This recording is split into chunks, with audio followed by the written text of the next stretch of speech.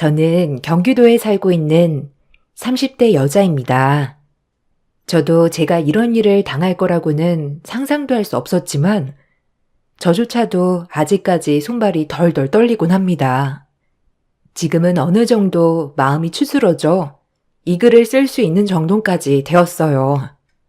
지금부터 제 이야기를 해볼까 해요. 저는 정말 지질이 가난한 집에 태어났어요. 어려서부터 취약계층이어서 급식비도 내지 않았고 기초수급자였기 때문에 여러모로 혜택도 많았죠. 하지만 어린 나이에 너무 창피하다고만 생각했어요. 어려서 엄마 아빠의 존재조차도 모르고 전 할머니와 단둘이 살았어요. 그래도 할머니가 사랑을 많이 주신 덕분에 부모님의 사랑은 없어도 된다고 생각하며 살았죠. 그렇게 어려서부터 성인이 될 때까지 할머니와 살다가 할머니가 돌아가셨어요. 정말 혼자가 되었죠. 아무도 없이 할머니 장례식을 치르기란 쉽지 않았습니다.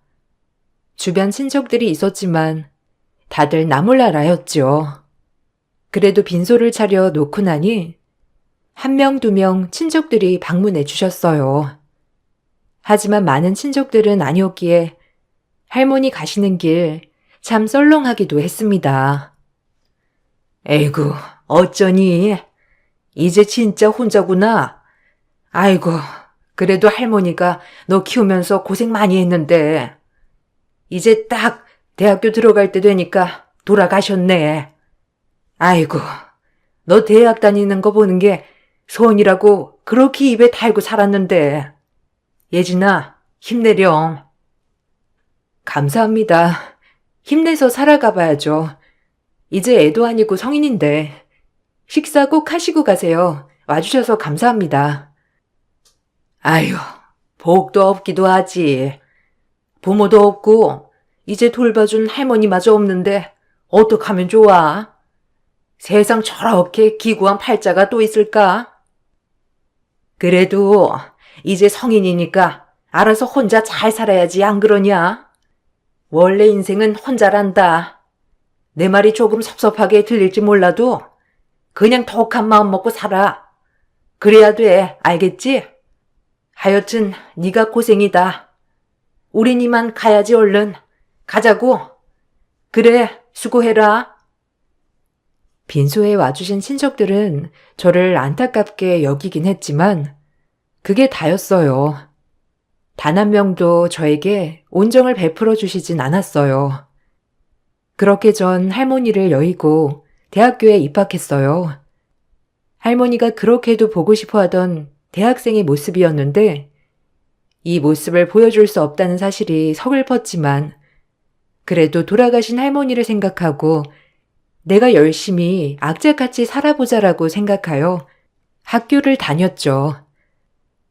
학교를 다니며 전 아르바이트를 병행했어요.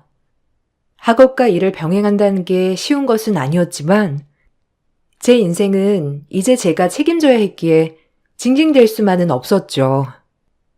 그렇게 치열하게 4년을 살았고 전 졸업을 했어요. 물론 졸업식에서 모든 부모님들이 와서 축하해 주실 때도 전 혼자였고요. 그리고 전 회계사 시험을 보게 되었고 당당히 한 번에 시험에 합격했어요. 회계사 자격증을 따고 전 우리나라 최고의 3일 회계법인에 취직했어요. 회계사가 되자 저의 인생은 180도 달라졌죠. 저를 등한시하던 친척분들도 어떻게 해서든지 저와 연을 이어가려고 했고 주변 친구들조차도 저에게 함부로 대하지 못하는 정도였어요. 정말 이렇게 사람이 달라질 수 있구나 느꼈죠. 아니, 예진이가 회계사가 됐다며?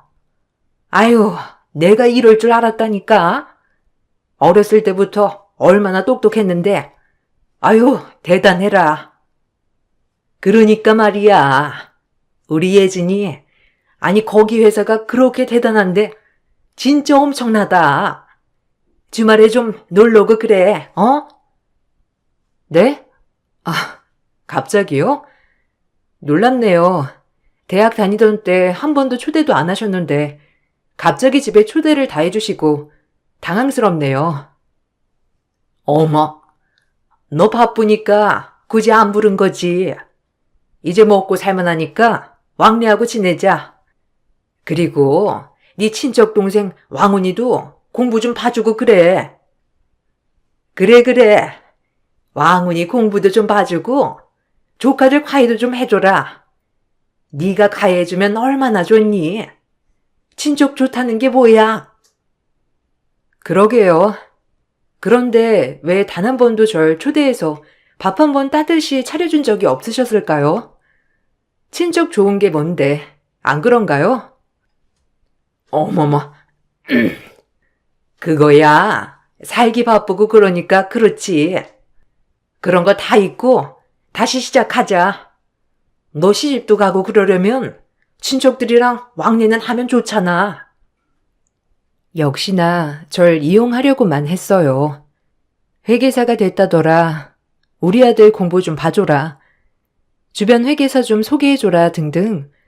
결혼하려면 친척들이 필요하다 말이 많으셨죠. 하지만 제가 회계사가 되지 않았다면 지금처럼 절 대하셨을까요? 평소에 연락 한 번 없던 친척들의 이런 행동에 너무 가소로웠습니다. 전 철저히 혼자였고 그 사람들을 외면했죠.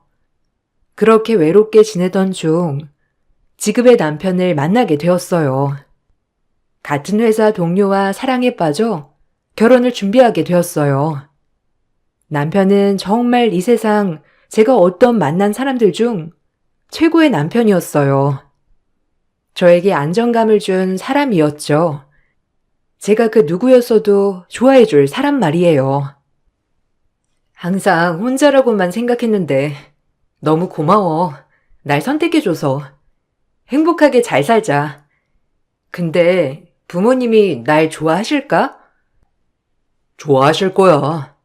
우리 엄마 아빠도 힘들게 살아오셔서 너 혼자 이렇게 회계사까지 됐다고 하면 아마 더 좋아하실걸? 그래도 난 부모님도 안 계시고 가진 것도 아무것도 없으니까 오로지 회계사인 거 말고는 전혀 아무것도 없잖아. 아니야. 우리 엄마 아빠는 절대 안 그럴 거야. 나만 믿어. 내가 봐온 부모님들은 절대 안 그래. 그러니까 나만 믿고 따라와. 주원 씨만 믿을게. 꼭 좋아해 주셨으면 좋겠다. 주원 씨를 이렇게 올곧게 키워주신 분들이라면 믿을만 할 것 같아. 남편은 결혼 전부터 본인의 부모님은 절 정말 좋아해 주실 거라고 했지만 막상 시부모님은 절 떨떠름해 하셨어요. 주변에 아무도 없고 정말 이 홀몸 혼자라는 사실이 철저히 저를 더 외롭게 만들었죠. 금세 기가 죽고 시무룩해졌어요. 특히나 어머님은 제가 철천지 고아라는 사실을 믿을 수가 없는지 저에게 재차 계속 물어보았죠. 얼마나 가슴이 아리던지. 아니, 내가 들은 게 맞아요? 아니 그럼 두 분 중에 한 분도 없다는 거야? 심지어 키워주신 친척이나 그런 사람도 없고? 아, 네. 할머니가 키워주셨는데 대학교 올라갈 때 돌아가셨어요. 그래서 그때부터 철저히 혼자고요. 놀라셨죠? 어머머, 당황스러워라. 아니 혼자 회계사까지 된 거 보면 정말 보통은 아닌 것 같긴 한데 그래도 좀 당황스럽네. 이해해줘요. 내가 우리 아들이 이런 고아랑 결혼하게 될 거라고 전혀 상상도 못한 일이거든. 이해하죠? 아휴, 기가 막혀. 오늘은 더 이상 할 말은 없을 것 같네요. 오늘 만남은 여기까지 하도록 하고 다음에 다시 얘기해요. 지금 좀 어지러워서 더 이상 할 말이 없네요. 아, 네, 죄송합니다.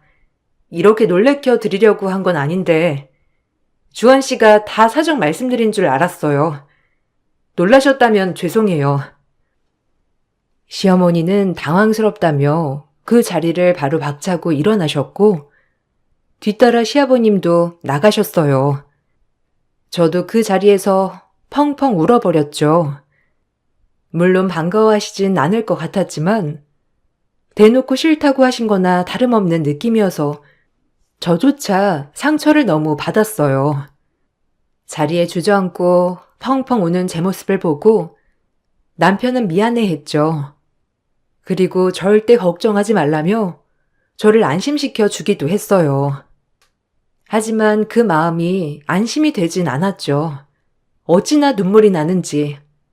할머니가 돌아가셨을 때보다도 더 눈물을 많이 흘렸어요. 아, 엄마가 당황하셨나 봐. 내 성격 알지? 진짜 그냥 놀라셔서 그런 것뿐이야. 우리 엄마가 좀 솔직한 편이거든. 뒤에서 싫은 티 내는 스타일은 아니니까 이해해줘. 저러다 마실 거야.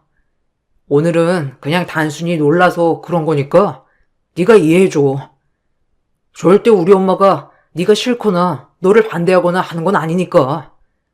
아휴, 미안하다.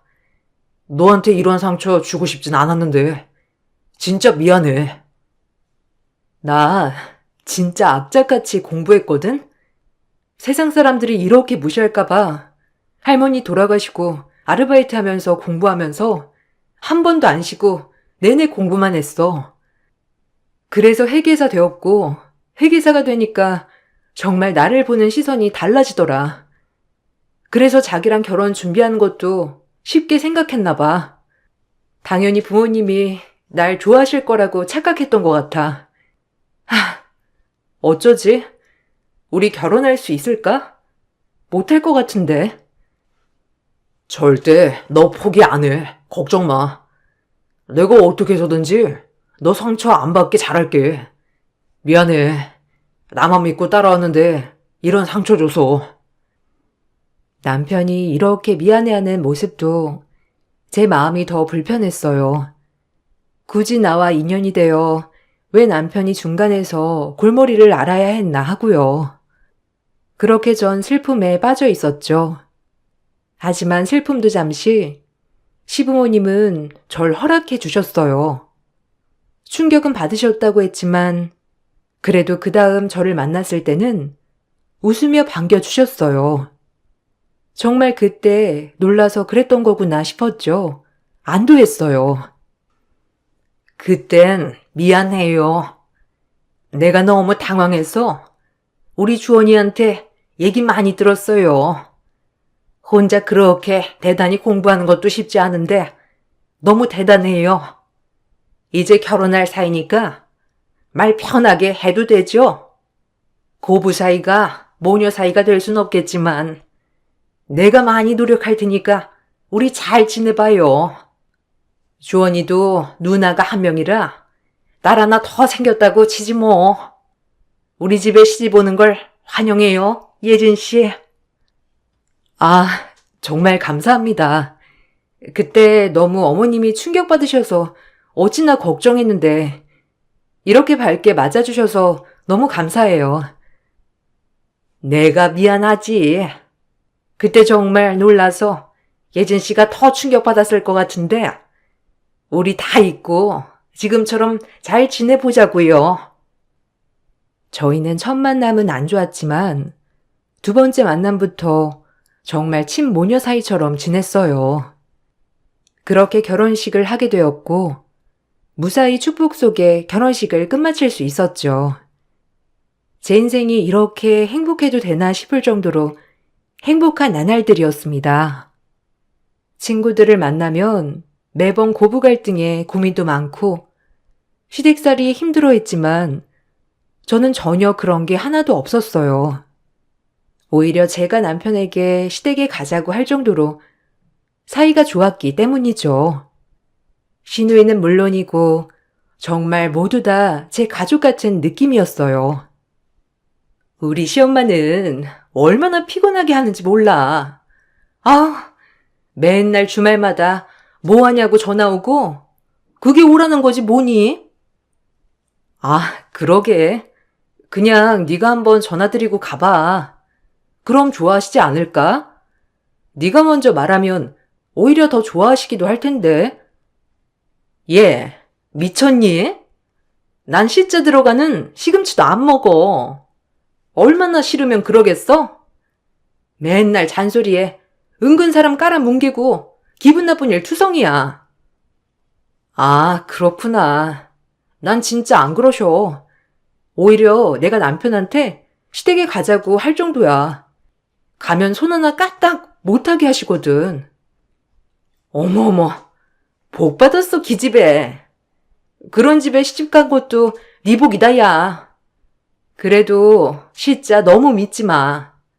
다 남이라고 생각해. 알겠어.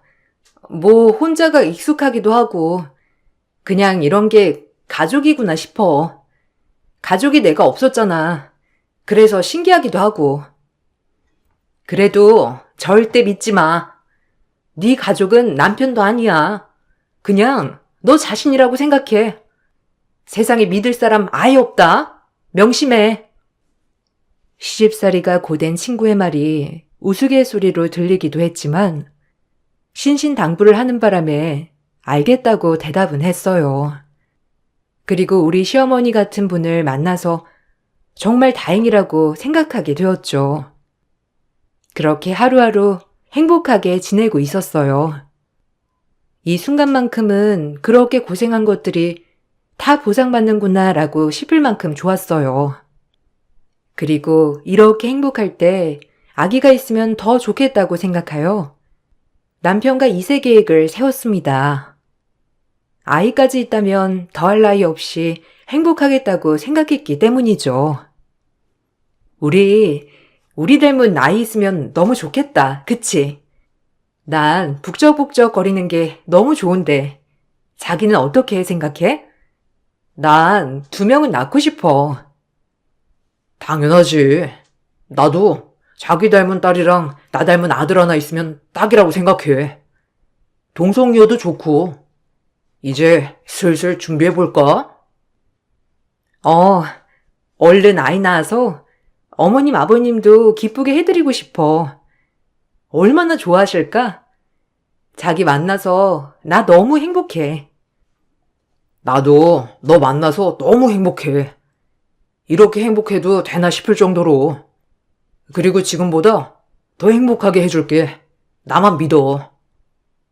그렇게 행복할 것 같은 나날이 지속이 되었고 저희의 이세 계획을 시부모님께 말씀을 드렸어요.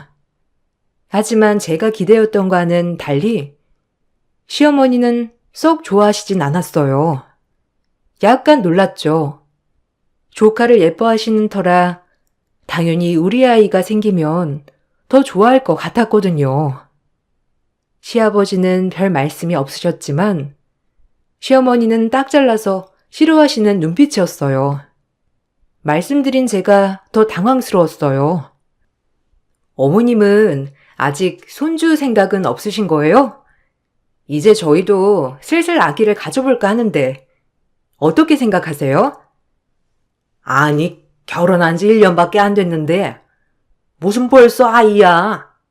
너희 좀 즐기다 나중에 생각해. 요샌 아이 없는 집도 많다는데 안 그러니? 너희 좀 더 즐기고 가져도 충분하다. 우리 생각해서 가지려고 하는 거면 아서라. 우리는 손주 없어도 돼. 엄마, 별로 안 기뻐요? 난 되게 좋아할 줄 알았는데.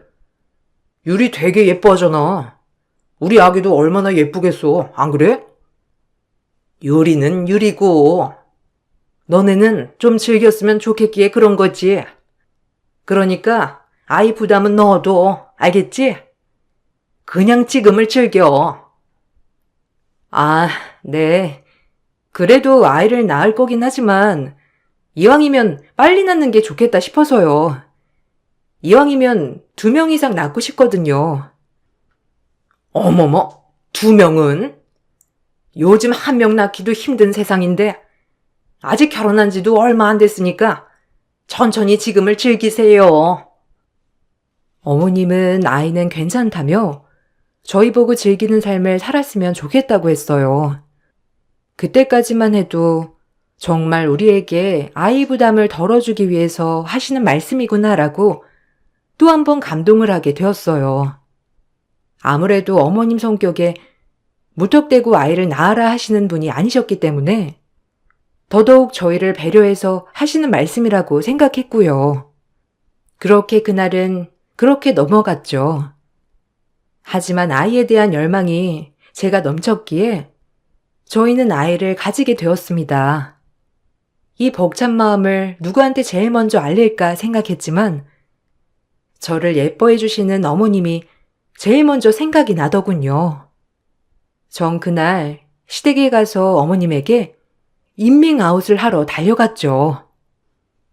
어머, 예진이가 웬일이야? 평일인데 오늘이 일찍 끝났니? 주원이는 같이 안 왔고 일단 얼른 앉아라. 과일이라도 줄게. 네, 어머니 감사해요. 저 사실 드릴 말씀이 있어서 오늘 반차 쓰고 왔어요. 어머님이 제일 기뻐해 주실 것 같아서요. 무슨 소식인데? 진급했니? 아니 무슨 일이길래 이렇게 뜸을 들일까? 주원이도 같이 안 오고 혼자 온 거 보면 기대되는데? 전 어머님이 얼마나 기뻐하실까라고 생각하며 어머님에게 말을 이어나갔어요. 어머님은 제가 말을 꺼내고 시간이 지나자 표정이 일그러지셨죠. 제가 생각했던 반응과는 너무 달라 놀랐습니다. 제일 좋아해 주실 것 같았는데 반응이 너무 안 좋았으니까요. 혹여나 정말 손주 생각이 없으셨던 걸까? 라고 생각하며 조바심이 나기 시작했죠. 좋아하실 줄 알았는데 말이에요. 어머니, 저 임신했어요. 5주래요.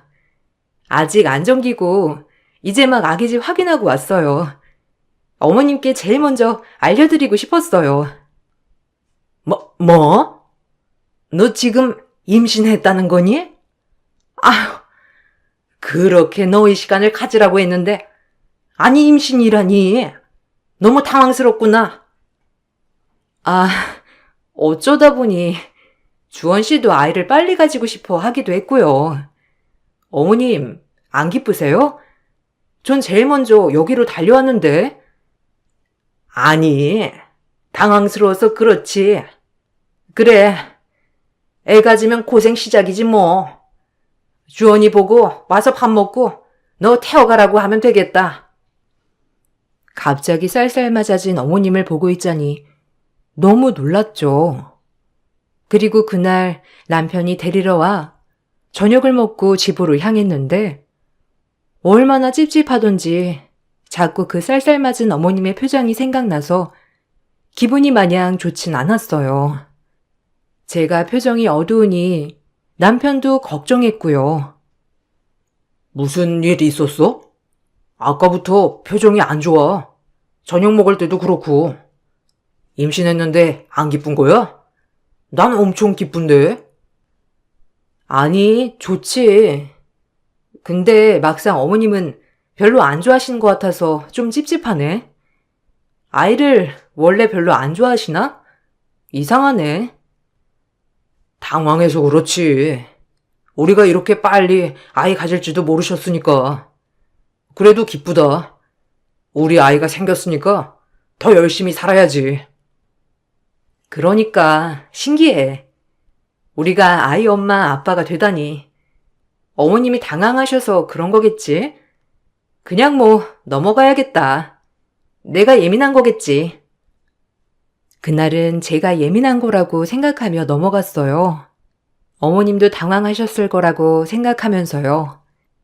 그렇게 하루하루 무거워져가는 몸을 이끌고 일을 하고 있었죠. 회사에서도 많은 축하를 받았고 저 역시도 이젠 제 몸이 완전히 제 것이 아니라는 생각에 신기하기도 하고 즐겁기도 하였어요. 그리고 시간이 지나서 그런지 어머님도 다시 예전에 어머님처럼 저를 맞아주셨고요. 그냥 그날은 정말 놀라셨다고 생각하며 지나갔죠. 아이가 태어날 날을 손꼽아 기다리며 시간을 보냈습니다. 제가 임신을 하고 나자 별의별 생각이 다 들더라고요. 이 아이를 어떻게 하면 잘 키울까 하면서 말이죠. 모성 본능이 이런 것인 줄 임신을 하고 나니 많이 느껴지더라고요. 돌아가신 할머니 생각도 많이 났고요. 그렇게 10개월이 지났죠. 예쁜 여자아이가 태어났어요. 남편과 저는 덩달아 얼싸안고 기뻐했죠. 얼마나 예쁘던지.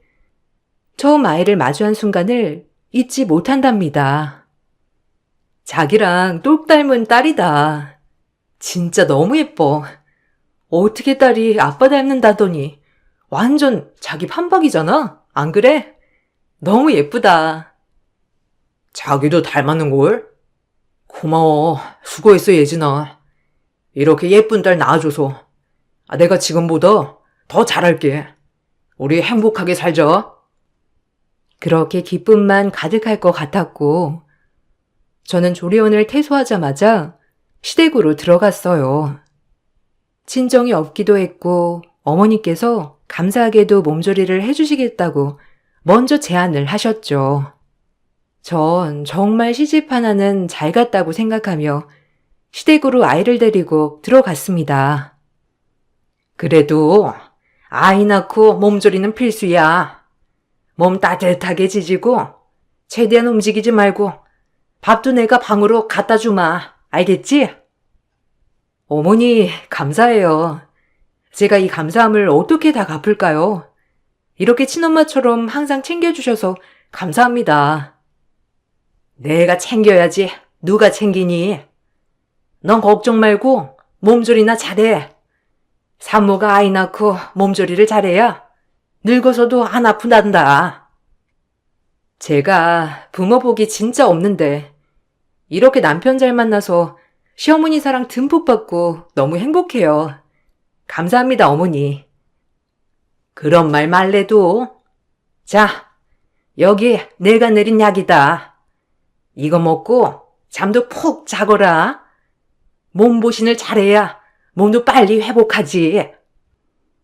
어머님은 직접 내린 탕약을 늘 아침 저녁으로 저에게 다려 먹이셨어요. 얼마나 정성을 다했는지 전 꿀꺽꿀꺽 잘도 먹었죠.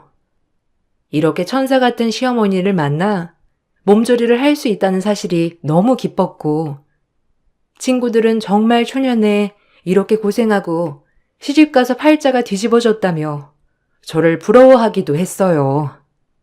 저 역시도 인정한 사실이었고요. 육아도 어머님이 계속 도와주시고, 그래서 제가 잠도 자고 할 수 있었죠. 그런데 이 행복은 오래가지 못했어요. 신우이의 아들인 9살 조카가 산후조리를 하고 있는 저에게 던진 한마디로 모든 것이 뒤바뀌었죠. 정말 충격 그 자체였습니다. 사람이 어떻게 그럴 수가 있을까 싶었죠. 작은 숙모, 알아요? 주방에 가면 엄마랑 할머니가 맨날 나가라고 하는데 작은 숙모한테도 그래요? 맨날 뭐 만들던데. 아, 할머니가 숙모양 만들어 주시는 건가 보다. 그래서 유리 보고 다칠까봐 나가라고 했나 봐. 유리 그래서 서운했구나? 그런가? 근데 맨날 주방에 가면 할머니가 나가래요. 딴 데 가서 놀라고 하고. 유리는 주방에서 놀고 싶은데. 처음엔 단순히 주방에서 일하는 게 신경 쓰여서 그런가 보다 했습니다. 그런데 그렇게 쫓아낼 필요가 있나 싶었죠. 하지만 어머님이 주신 약을 계속 먹다 하혈하는 일이 발생하자 조금 꺼름칙하게 되더군요. 그래서 저 역시 그러면 안 되는 걸 알지만 주방에 제 핸드폰을 작게 설치해 놓고 주방을 촬영하였죠. 혹시라도 어머님이 뭘 하시나 싶어서요. 그리고 한참 촬영 후 확인해 보는데 영상 속 기한말 광경이 펼쳐지더군요. 너무 놀라 입이 떡 벌어졌죠. 거기엔 신우와 어머님의 대화 소리까지 녹음되어 있었어요. 엄마, 꼭 이렇게까지 해야 돼? 아니, 이건 아닌 것 같아, 엄마. 그래도 옳게 애 낳고 얼마 되지도 않았는데 몸조리 좀 시키고 그러지. 안 돼. 몰라서 그러냐? 애 둘은 낳는다는데 애 못 들어서게 아예 애를 못 낳게 자궁 기능을 떨어뜨려야지, 안 그래? 내가 그렇게 애 낳지 말라고 그랬건만 애를 낳아? 아유, 속상해. 우리 아들 이혼시키고 새장가 보내려고 했더니 기어이 애를 만들어서 애 딸린 이혼남 만들어? 내가 진짜 처음부터 마음에 안 들었다.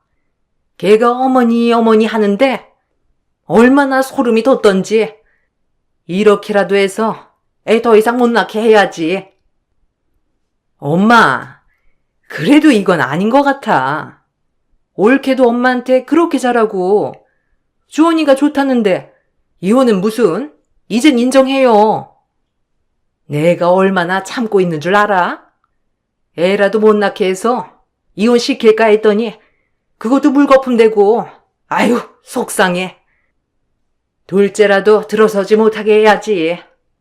아휴, 내가 쟤만 생각하면 지금 차 나가도 혈압 올라. 얼마나 참고 있는데 이 약이라도 먹여야지.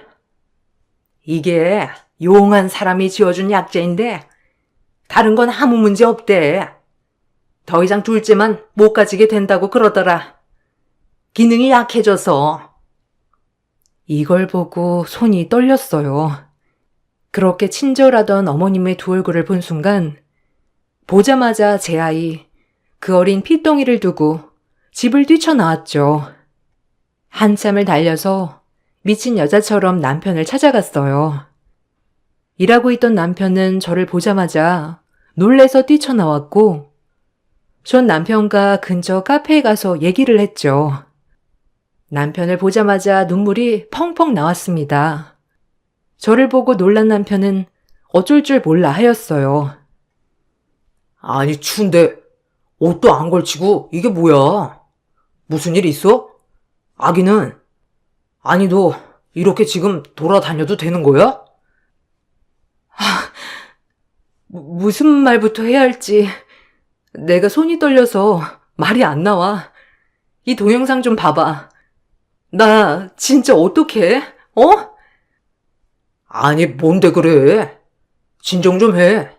아휴, 일단 너무 춥겠다. 내 옷 좀 입고 있어. 아니, 무슨 동영상이길래 그렇게 놀란 얼굴을 하고 그래? 남편은 제가 준 동영상을 한참을 보더니 말이 없었죠. 그리고 저에게 무릎을 꿇고 사죄하기 시작했어요. 사실 사죄할 사람은 남편이 아니었지만 남편은 자기 엄마의 잘못을 저에게 대신 사과를 한 것이죠. 그리고는 믿기지 않는다는 듯이 말했어요. 아, 이게 사실이야? 아니, 우리 엄마가 어떡해? 아, 그럴 리가 없잖아. 예진아, 미안해. 일단 내가 다 미안해. 내가 어떻게 해줄까? 어? 네가 하라는 대로 다 할게. 내가 진짜 너 볼 면목이 없다.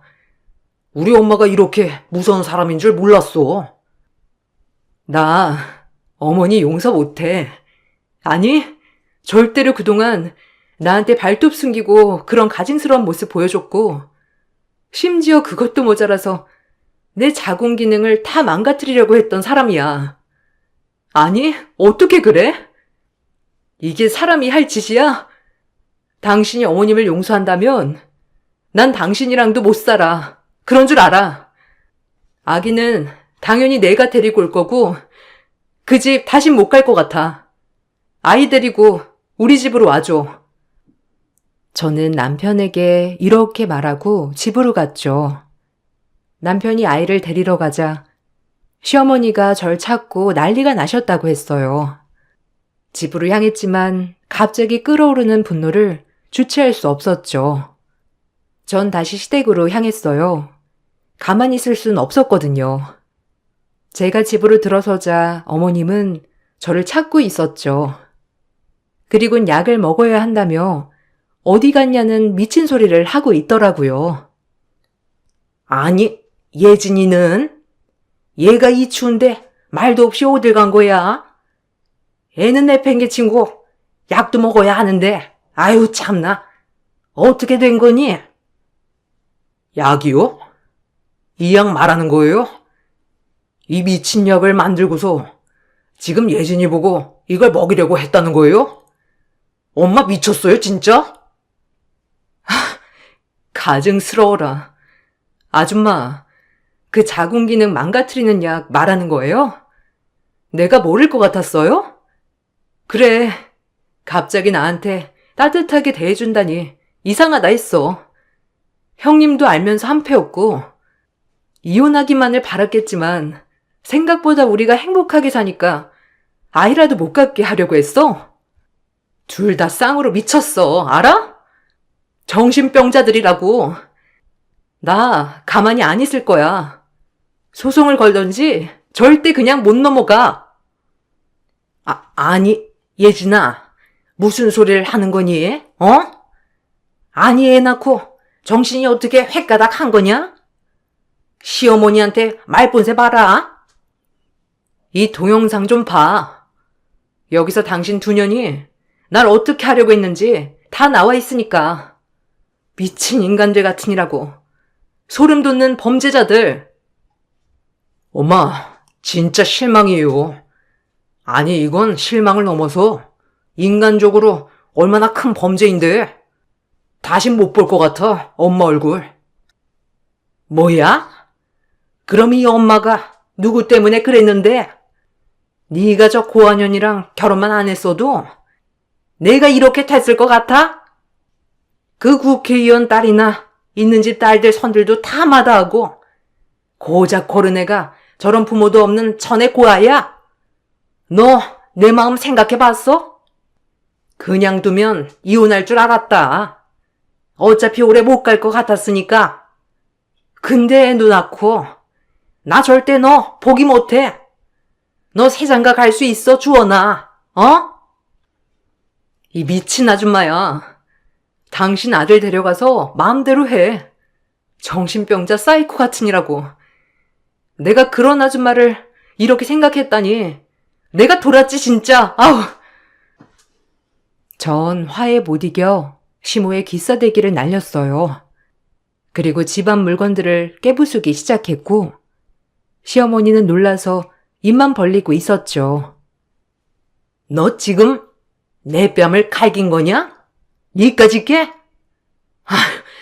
전에 고아 받아줬더니 고작 한다는 짓거리가 뺨을 날려?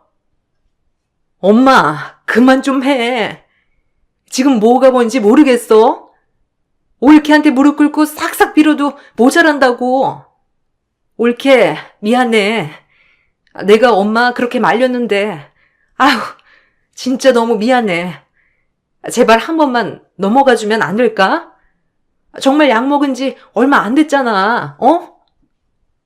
입 다물어. 너도 똑같은 년이니까. 그 어미의 그딸년이라고 너도 방관했잖아. 너도 내가 가만 안 둬, 알아? 아휴, 미안해. 내가 적극적으로 말렸어야 했는데 올케 마음 충분히 알 것 같아. 그러니까 제발 한 번만 봐줘, 어? 그럼 너도 처먹어봐, 이 약. 이 약 먹어보란 말이야. 이 약 먹으면 내가 너는 용서해줄게. 같은 여자로서 너도 똑같은 년이야. 그리고 전 아이를 데리고 집으로 향했어요. 손이 부들부들 떨리고 정신적 충격에서 벗어나기 힘들었지만 그래도 아이를 키워야 했기에 정신을 바짝 차려야만 했죠. 전 그리고 변호사를 찾아가 동영상을 보여주고 상해죄와 정신적 피해 보상에 대한 소송을 걸었어요. 변호사님도 이런 경우도 있냐며 놀라셨고요. 그렇게 변호사님이 열심히 싸워주신 덕분에 어머님은 집행유예와 징역형을 받으셨죠. 다행히 남편도 시댁과 인연을 일절 끊고 제 소송을 도와주었죠. 그렇게 전 위자료를 얻어냈고 어머님은 돈과 아들 모두를 잃으셨어요. 아직도 용서가 되지 않고 지금 생각하면 손발이 벌벌 떨려요. 제 삶이 얼마나 기구한지. 아직까지 남편은 저에 대한 죄책감으로 미안해합니다. 그나마 다행인 건 딸아이가 너무 밝게 자라주고 있고 저 역시 딸 때문에 이 아픔을 조금씩 잊어가고 있죠. 그리고 남편과 새 식구 단란하고 행복하게 지내려고 노력하고 있어요. 다행히 남편은 저에게 아직까지 한결같이 너무 잘해준답니다. 완전히 이 아픔이 잊혀진 건 아니지만 그래도 딸아이를 위해서라도 행복해지려고 합니다.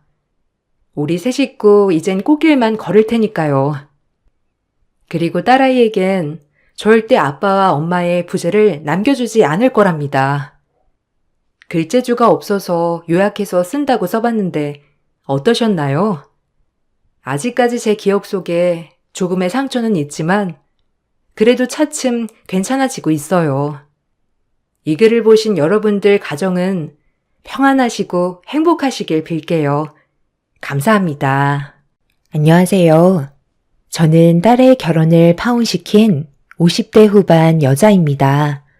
그동안 정말 많이 참아왔는데 예비 사돈의 행동에 문제가 있다 생각해 사연을 신청하게 되었네요.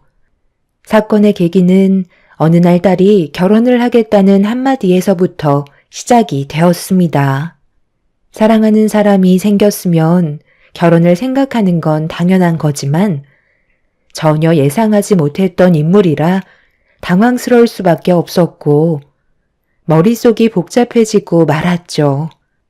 하필 같은 회사에서 근무를 하고 있는 회사 대표의 아들이었으니까요.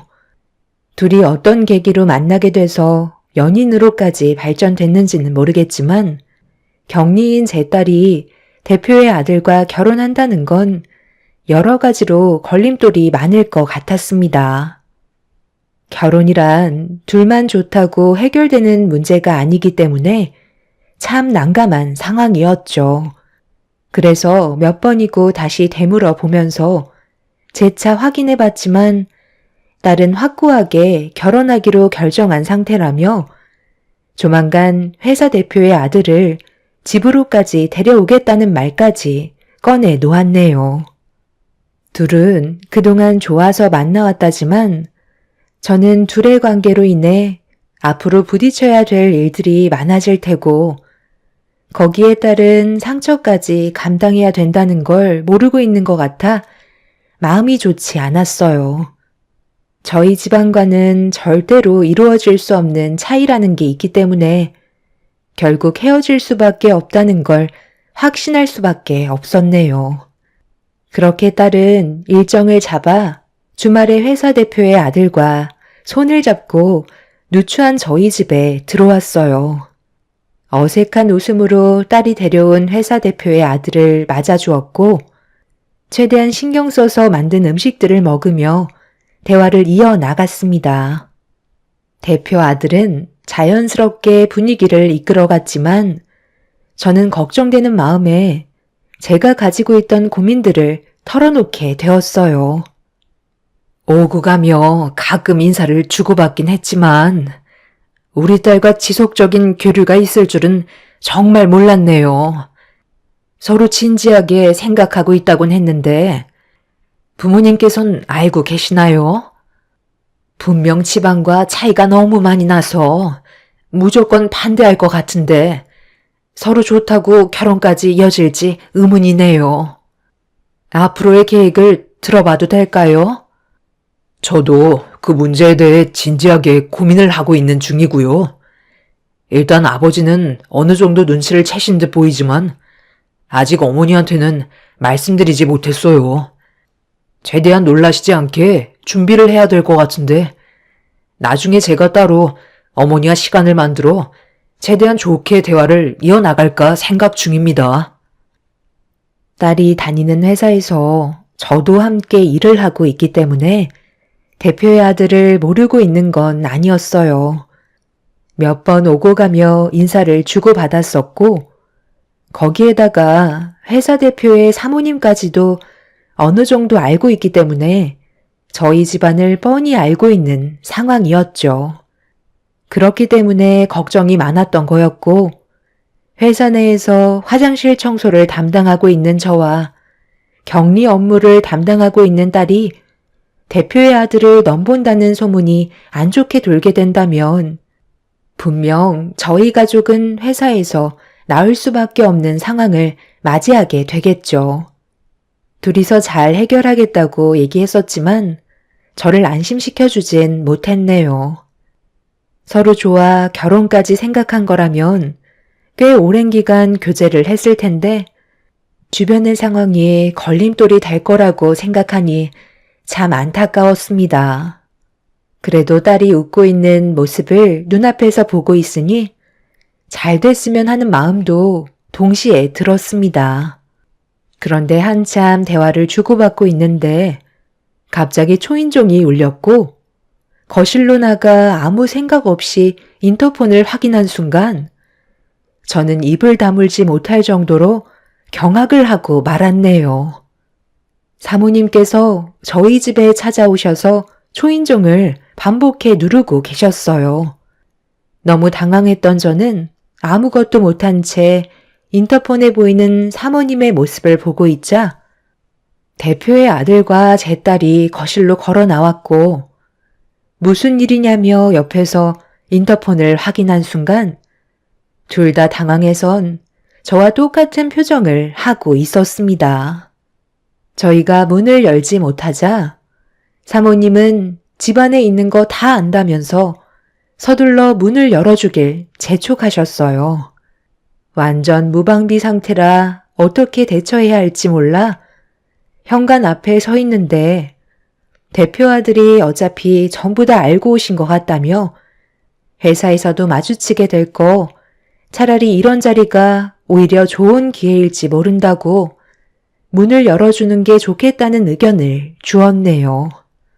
그렇게 떨리는 손으로 현관문에 손잡이를 잡곤 천천히 문을 여는 순간 눈앞에 사모님이 화가 잔뜩 올라온 얼굴로 저를 바라본 뒤에 대표의 아들과 눈이 마주쳤습니다. 제 딸은 사모님께 인사를 드렸고 차갑게 가라앉은 분위기 속에 제 딸의 인사를 무시한 채 집안을 한번 훑어본 사모님은 신발을 벗고 거실로 들어오셨네요. 그리곤 소파에 앉으시더니 모두를 앉으라며 손짓을 하셨어요. 저희가 죄를 지은 것도 아닌데 분위기가 이상하게 흘러가는 것 같았고 일단 무슨 말을 하실지 드러나 보려고 자리에 앉게 되었네요. 한참 동안 제 딸과 대표의 아들을 번갈아 가며 쳐다보던 사모님이 뱉은 한마디에서 둘의 결혼은 이루어질 수 없다는 걸 확실하게 느낄 수 있었고 분위기는 안 좋아지고 있었습니다. 내가 보는 눈기가 몇 개인데 보자 하니까 갈 때까지 가겠다는 거야? 묵묵히 지켜보고 있으니까 생각 없이 결혼까지 밀어붙이려 들어? 제가 결혼할 마음이 있다는 것까지 알고 계셨으면서 지금까지 아무 말도 안 하셨던 거예요? 그럼 미리 말씀을 해주시지. 왜 여기까지 찾아오셨어요? 네가 그래도 엄마를 조금이라도 생각했더라면 이렇게 나오면 안 되지. 이래서 내가 선자리를 주선했을 때 전부 다 거절했던 거니? 어느 정도 수준이 맞는 집안이면 내가 말을 안 하지. 우리 회사에서 말단 격리로 있는 직원에다가 화장실 청소 아줌마가 웬 말이니? 너 인생 막살기로 작정한 거야? 수준이 떨어져도 이건 너무하잖아. 엄마한테 불만이 있으면 말을 하던지. 도대체 뭘 원하길래 이렇게까지 막 나가려는 거야? 엄마 쓰러지는 걸 보고 싶은 거니? 저는 전혀 불만 같은 것도 없고요. 여경 씨랑 앞날을 같이 하고 싶어요. 그게 제가 원하는 거예요. 지금까지 살면서 단 한 번도 엄마의 의견에 거절한 적 없었고 묵묵히 따라갔었지만 결혼만큼은 제가 원하는 사람으로 선택했으면 좋겠어요. 평생을 엄마가 원하는 방향대로 살아갈 순 없잖아요. 그러니까 지금 내 말을 무시한 채 둘의 결혼을 강행하겠다는 거니? 너 엄마가 화나면 얼마나 무서운지 몰라? 갈 때까지 한번 가볼 작정이야? 사모님 마음 이해 못하는 건 아니지만 저도 둘의 관계를 심각하게 고민했었거든요. 워낙 집안 차이가 심하다 보니 분명 강하게 반대하실 거라는 걸 알고 있었고 예상대로 사모님께서 둘의 관계를 받아들여 주시지 않고 있지만 자식은 뜻대로 되지 않는다는 거 잘 알고 계시잖아요. 둘은 정말 진지합니다. 그쪽이 지금 저를 가르치시는 거예요?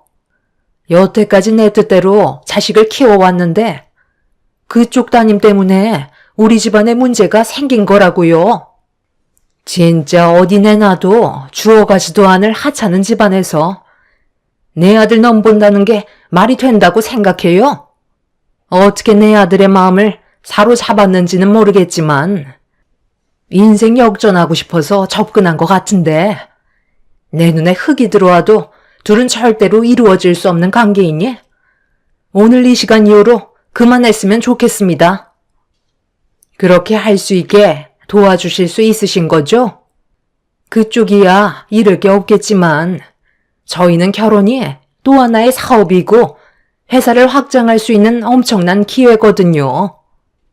저희보다 더 큰 기업에서도 제 아들을 넘보고 있을 정도인데 볼 것도 없는 하찮은 집안에 제 아들을 넘겨준다는 건 정말 말도 안 되는 일입니다. 그렇다고 저희가 맞춰달라는 조건 들어줄 수도 없는 거잖아요. 제 아들 데려가는 조건 최소로 잡아 10억 마련해 줄 수 있으세요?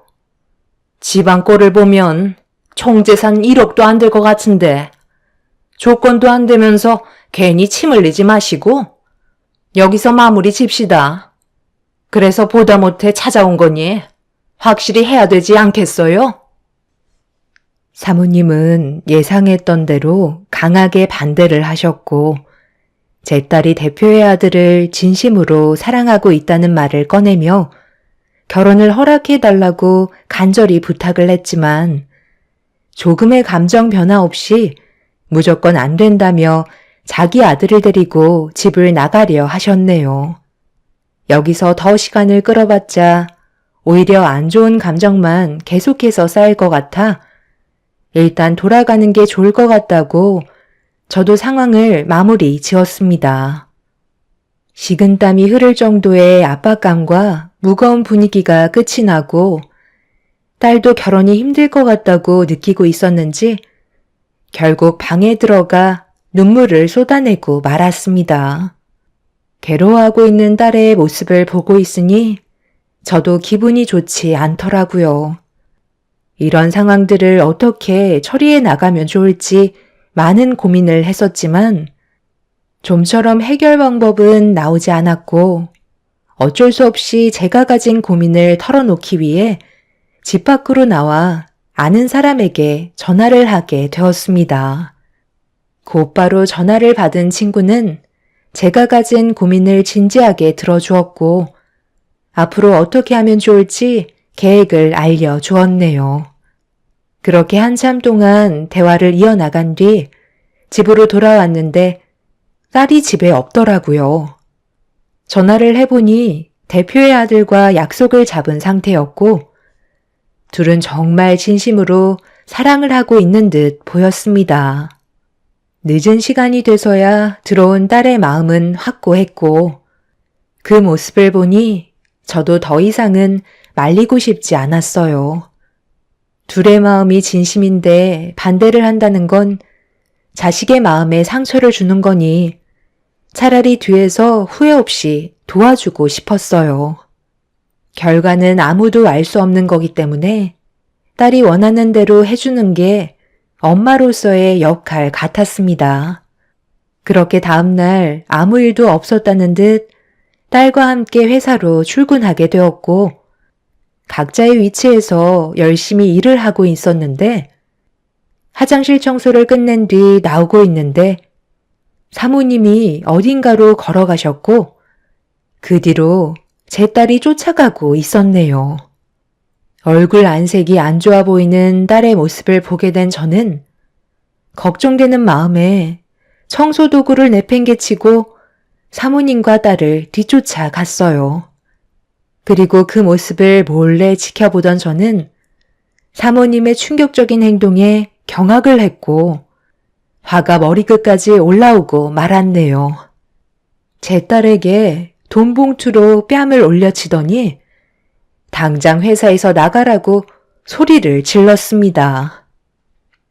내가 어제 뭐라고 그랬어? 내 아들과의 결혼 절대 안 된다고 말하지 않았어? 나 시간이 금인 사람이야. 너랑 쓸데없이 감정 소모할 시간이 없다고. 인사까지 처리해놨으니까 내일부터 회사에 출근하지 않아도 된다. 감히 내 아들을 건드려? 너 같은 여자 안 봐도 무슨 속셈인지 뻔히 안다고. 1년치 월급에 조금 더 넣어줬으니까 감사하게 받고 내 회사에 2번 다시 팔도 들이지 마라. 격리 말단 주제에 어제 내 아들이랑 감히 약혼을 해? 너희들 아주 멋대로 행동하지? 이 세상 밖으로 나오지 못하게 만들어줄까? 너 같은 여자 쥐도 새도 모르게 사라지게 만들 수 있어. 지금 화가 머리끝까지 올라오는 거 꼭 참고 있으니까 불행해지고 싶지 않으면 앞으로 조용히 지내는 게 좋을 거야. 너희 엄마도 내일부턴 회사에 나올 필요 없으니까 같이 나가면 되겠네. 당장 내 눈앞에서 사라져. 지금 뭐 하는 거야? 방금 제 딸 뺨을 돈봉투로 올려 치셨어요? 이러려고 비상계단으로 데려오신 거예요? 둘이 얼마나 좋으면 밤에 몰래 만나서 약혼까지 했겠어요. 집안에 돈이 많으면 이런 식으로 행동해도 된다는 거예요? 지금까지 살아오면서 저도 제 딸 얼굴에 손 한 번 올린 적이 없었는데 당신이 뭔데 내 딸 얼굴에 손을 대?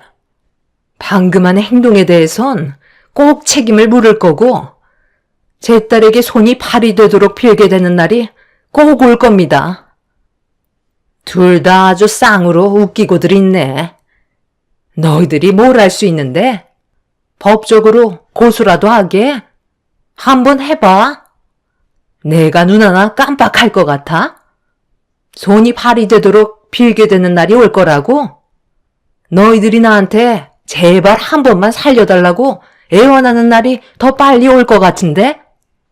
그냥 아무것도 하지 말고 찌그러져서 숨죽이고 살아. 사모님은 저와 딸을 강하게 밀친 뒤 비상계단의 문을 열고 밖으로 나갔어요. 딸은 고개를 떨군 채 눈물을 흘리고 있었고 바닥에는 5만 원 지폐들이 흩어져 있었습니다. 일단 저는 돈을 전부 주어 딸의 가방에 넣어 주었고 정신적으로 충격을 받은 딸을 데리고 일단 집으로 향했어요. 다른 건 다 참고 넘어가도 제 딸에게 손을 댄 사람은 절대 용서할 수가 없었습니다. 그렇게 집에서 나오자마자 저는 전화를 걸은 뒤 급하게 계획을 잡았고 몇 시간 뒤에 저는 예정대로 일을 진행하게 되었습니다. 회사 대표 집안 식구들이 한데 모여 저녁 식사를 하고 있는데 문을 열며 들어가게 되었네요. 사돈, 여기에서 식사 중이셨어요? 오래간만에 식구들이 전부 다 모이셨네요. 저도 오늘 이 식당에 약속이 잡혀 있어서 들렸거든요. 방금 뭐라고 하셨어요? 사돈? 지금 저랑 장난해요? 좀 전에 무슨 일이 있었는지 벌써 까먹으신 건 아니시죠? 분위기 좋은 식사 자리 망치고 싶지 않으니까 당장 나가주시죠. 무슨 얼어 죽을 사돈이야? 이젠 아주 막무가내로 나오시는구만. 더 큰일 당하시기 전에 당장 내 눈앞에서 사라져 주세요. 애들이 약혼까지 했다는데 그럼 예비 사돈지간 아닌가요? 회사에서도 자주 보는 얼굴인데 새삼스럽게 왜 이렇게 열을 내실까? 이봐 김서방, 아까 무슨 일이 있었는지 알아? 아직까지 내 딸한테 연락 못 받았지? 지금 너무 큰 충격을 받아서 아무것도 못하고 있을 거야. 사부인께서 내 딸한테 이제 회사에 그만 나오라며 돈 봉투로 얼굴을 내려쳤거든. 미안하지만 이 결혼 나도 허락해 줄 수 없을 것 같네. 석태야, 네가 말한 거 다 준비해 왔거든? 지금 줄까? 뭐라고? 너 방금 우리 남편 이름 부른 거야? 감히 회사 대표의 이름을 함부로 불러? 이 사람이 정신이 나갔나? 지금 이게 뭐 하는 짓이야? 엄마, 어머님이 하신 말씀이 전부 다 사실이에요? 정말 돈 봉투로 그 사람의 뺨에 손을 대셨어요? 아니, 어떻게 그렇게 못된 짓을 저지를 수 있어요? 당연히 맞을 짓을 했으니까 혼을 낸 건데 뭐가 잘못됐니? 내가 결혼을 반대한다고까지 얘기했는데 둘이서 몰래 반지까지 나눠 끼며 약혼을 해? 그만들 하지 못해? 아무리 그래도 남의 자식 얼굴에 손을 올린 건 당신이 잘못한 거라고. 명주야, 내가 말한 거 전부 다 준비됐으면 이제 넘겨줘도 돼. 아주 철저하게 준비해놨지. 가진 게 없는 사람들일수록 원래 무서운 게 없거든. 내가 누군지 알아? 석태랑 고등학교 때 친구였어. 회사에 입사하고 만나게 됐지만 우리는 둘도 없는 친구였다고. 그쪽이 우리 집에 와서 뭐라고 그랬지? 그쪽한테 기와 눈이 많다고 했지? 석태한테도 마찬가지거든. 내가 회사에 들어오고 우리가 친구라는 걸 알게 된 순간부터 나한테 뭘 부탁했는지 알아? 그동안 석태 밑에서 참 많은 걸 해먹었더구만. 내가 그랬지? 분명 땅을 치고 후회할 날이 올 거라고. 앞으로 평생 세상 밖으로 나오지 못하게 만들 테니 우리 딸이 받았던 상처 너도 똑같이 당해보라고. 원래 딸이 회사에 먼저 입사를 했었고 그 회사에 청소 일을 하는 사람을 구한다는 말을 듣고 일자리를 알아보고 있던 딸이 저에게 의사를 물어보면서 딸이 다니던 회사에 입사를 하게 되었었죠. 그런데 대표실에 따로 마련되어 있는 화장실에 청소를 하고 나가려는데 때마침 들어오는 대표님과 얼굴을 마주하게 되었고 그때 저희는 서로 무언가를 느끼고 있었습니다. 대표님은 저에게 먼저 말을 붙였고 그렇게 고등학교 친구라는 사실을 알게 되었던 거죠. 그런데 어느 날 친구가 저를 불렀는데 심각한 표정으로 저에게 부탁을 했었어요. 저는 입사한 지 얼마 되지 않았기 때문에 자신에게 도움이 될 것 같다면서 요즘 자기 아내의 행동이 심상치 않다며 뒤에서 정보를 캐주길 원하고 있었네요. 나중에 사건이 해결이 되면 큰 보상을 해주겠다 했지만 저는 그런 조건 때문에 부탁을 들어준 게 아닌 친구라서 앞으로의 삶이 잘 되길 바라는 마음에 부탁한 걸 들어주게 되었습니다. 그렇게 틈날 때마다 사모님의 사무실에 들어가 청소를 하는 척 하면서 정보를 캐내기 시작했고 일거수일투족 전부 다 증거물로 남겨두었습니다. 그래서 저희가 친구라는 사실 또한 숨기고 있었죠. 그러던 어느 날 큰 걸 하나 물게 되었고 그때부터 제대로 된 뒷조사가 진행이 되었죠. 친구가 서류를 꺼내들자 그 안에서 나온 내용물을 보게 된 사모님은 사색이 된 얼굴로 입술을 파르르 떨었고 순식간에 친구의 집안에는 폭풍이 휘몰아쳤습니다. 그동안 회사의 돈을 횡령함과 동시에 그 돈으로 대표인 친구 모르게 다른 곳에 투자를 하고 있었고, 알고 보니 흘러 들어간 곳의 돈은 친구의 회사와 라이벌인 타 회사로 자금이 들어가고 있었습니다. 사모님은 배우자인 제 친구를 놔두고 타 회사의 대표한테 마음을 뺏겨 뒤에서 돈을 받쳐주고 있던 거였어요. 회사의 자금을 사모님이 관리했었기 때문에 충분히 조작할 수 있었고 결국 저한테 발목이 잡힌 거였죠. 라이벌인 회사 대표와 사모님은 꽤 깊은 사이까지 발전이 되어 있는 상태였습니다. 제일 믿어야 될 배우자가 오히려 배신자 역할을 하고 있었다는 거에 친구는 서류를 보며 손을 부르르 떨었고 대표의 아들도 충격을 받았는지 아무 말도 하지 못하고 있었네요. 부인할 수 없을 만큼 많은 증거물이 쌓여 있는 상태라 사모님은 그 자리에서 도망을 치려 했지만 친구의 손에 잡혀 밖으로 나가지 못하고 있었어요. 친구는 경찰에 신고해 사모님을 연행했고 결국 집안은 아수라장이 되어버리고 말았네요. 사모님은 조사를 받으면서 라이벌인 회사 대표가 도와줄 거라고 얘기했었지만 전화를 받지 않았고 이용만 당했다는 걸 알 수 있었습니다. 자신이 벌인 잘못에 대한 대가가 상당히 크다는 걸 뒤늦게야 인정을 하게 된 사모님은 결국 친구의 다리를 붙잡으며 오열을 하기 시작했어요. 한 번만 용서해달라고 했지만 이 문제는 쉽게 끝날 상황이 아니었던 거죠. 그리고 이 소식을 접한 딸도 경찰서로 달려와 무슨 일이 벌어지고 있는지 전부 다 듣게 되었네요. 여보, 내가 미안해. 나도 처음에는 그럴 생각이 없었는데 감정이라는 게 내 마음대로 되지 않잖아. 정말 아주 잠깐 즐기려 했을 뿐이야. 내가 당신을 망하게 하려고 했겠어? 전부 계획이 있었다고.